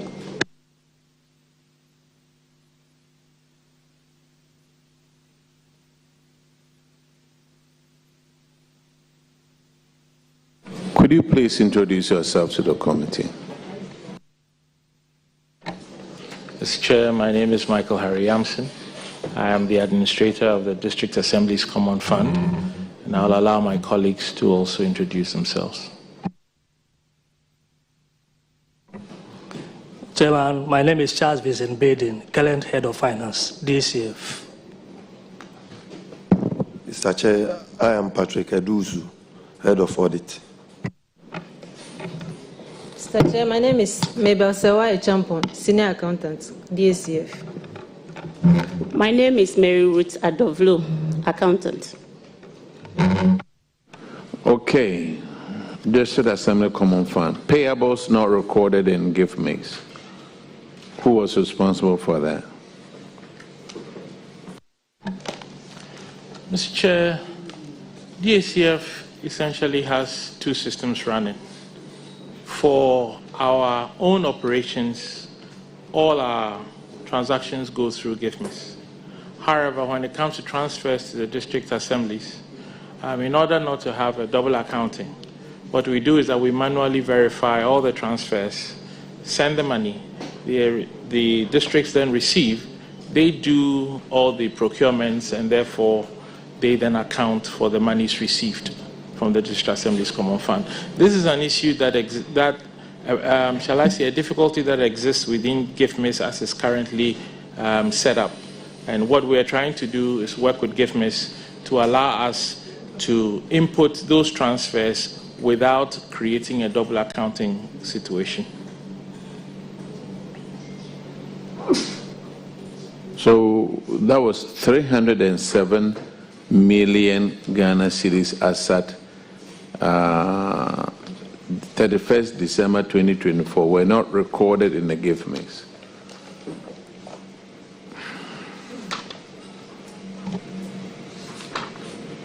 So have we solved the problem where everything now will be in gift mix? Please, I'll allow my finance team to address that. Thank you. And were you there at the time of this infraction? No, please. I mean the finance guy. No, Mr. Chairman.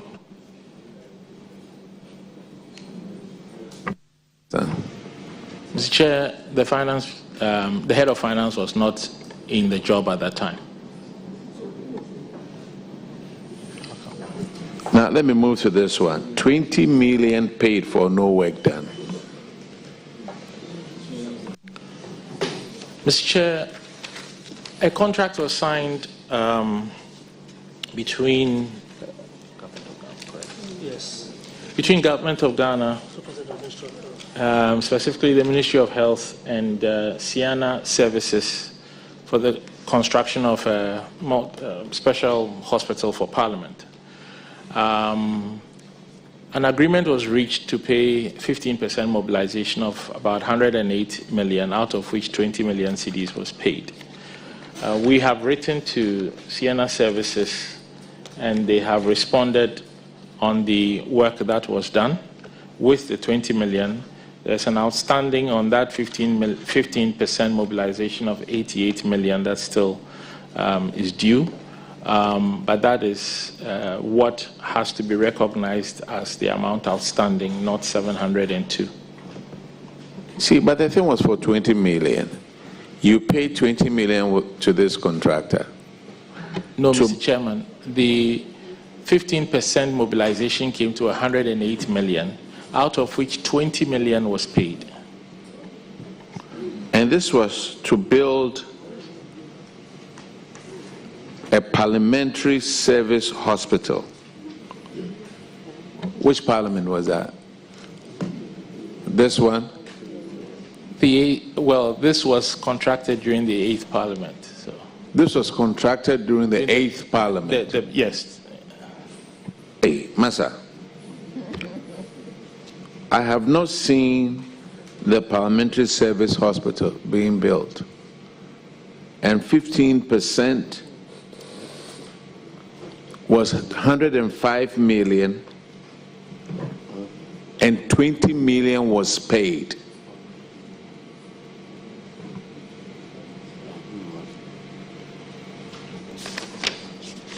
Who signed that contract?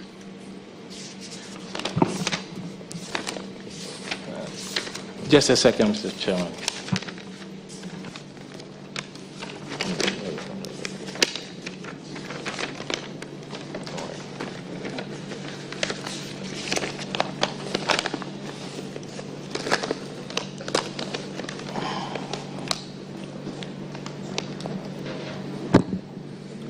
Mr. Chairman, the signatory to the contract on behalf of the government was Dr. Okuboy, and it was duly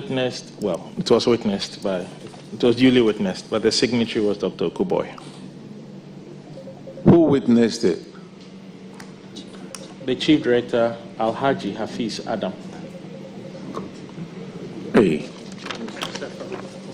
So my question is, where is this Parliamentary Service Hospital? Have they started the building? We've already paid 15% mobilization. Mr. Chairman, it is my understanding from the letter received from Sienna Services that the money they received went into project design and technical planning, site assessments, consultancy services, arrangement of bonds and guarantees, and insurance. However, they also did indicate that they were asked to change the project site from the parliamentary area to the national security compound, and so the new site has not been given to them yet, and therefore work has stalled.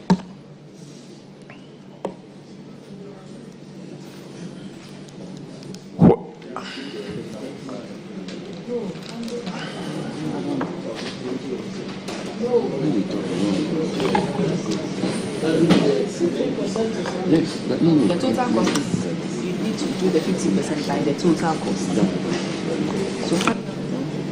So this amount, however, the review team obtained and reviewed third-party obligations of DACF amounting to 4.1 billion. Was that the amount? No, this is different. This one is different. This one is different. Correct. This is DACF itself. Okay, ask a question. Yeah, so I just want to know what was the total amount?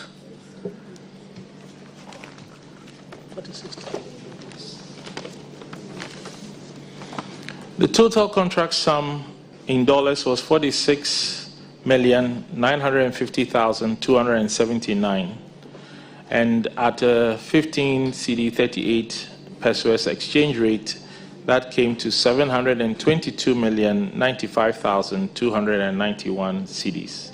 So the amount that was paid, yes, was at which percentage? Is it 5% or 15%? So 15% was supposed to have been paid as mobilization, amounting to 108,314,294 cedis.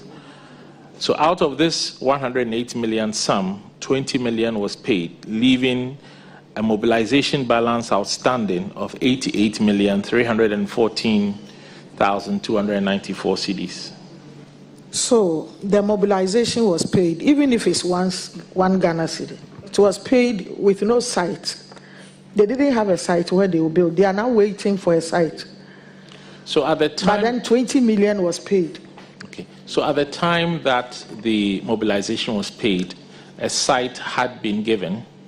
Subsequently, the company indicated that they were informed they could no longer work on that site and a new site would be given to them, but has not been given to them.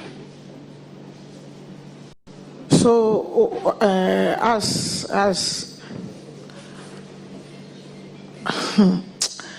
Okay, so let me ask. So what are you going to do? The man has the money, and you have to provide the site. You cannot blame him. No, common fund is not to provide the site. Common fund's role in this contract was merely as a financier. The contract was between the Ministry of Health and the financier. So it is actually Ministry of Health, if anything. That has to be answering to this. Correct. Because our role was just to pay the mobilization, and we did so. But then there should be some coordination and agreeing and knowing that the time you are paying is right.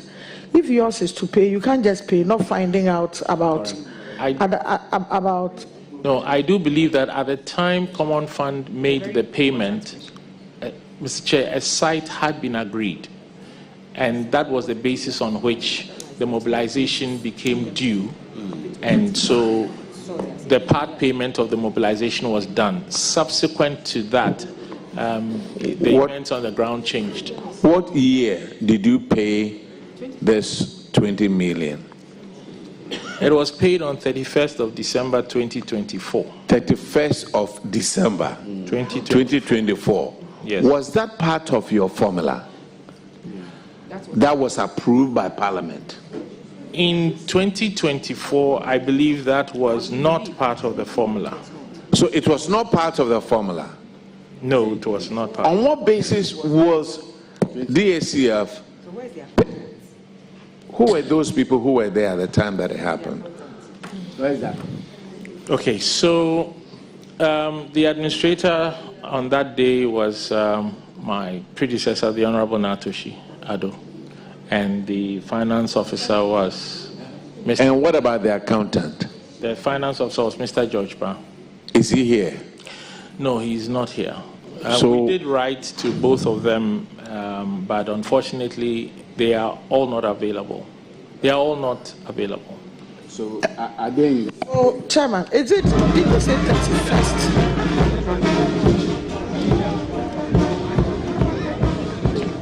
Yeah.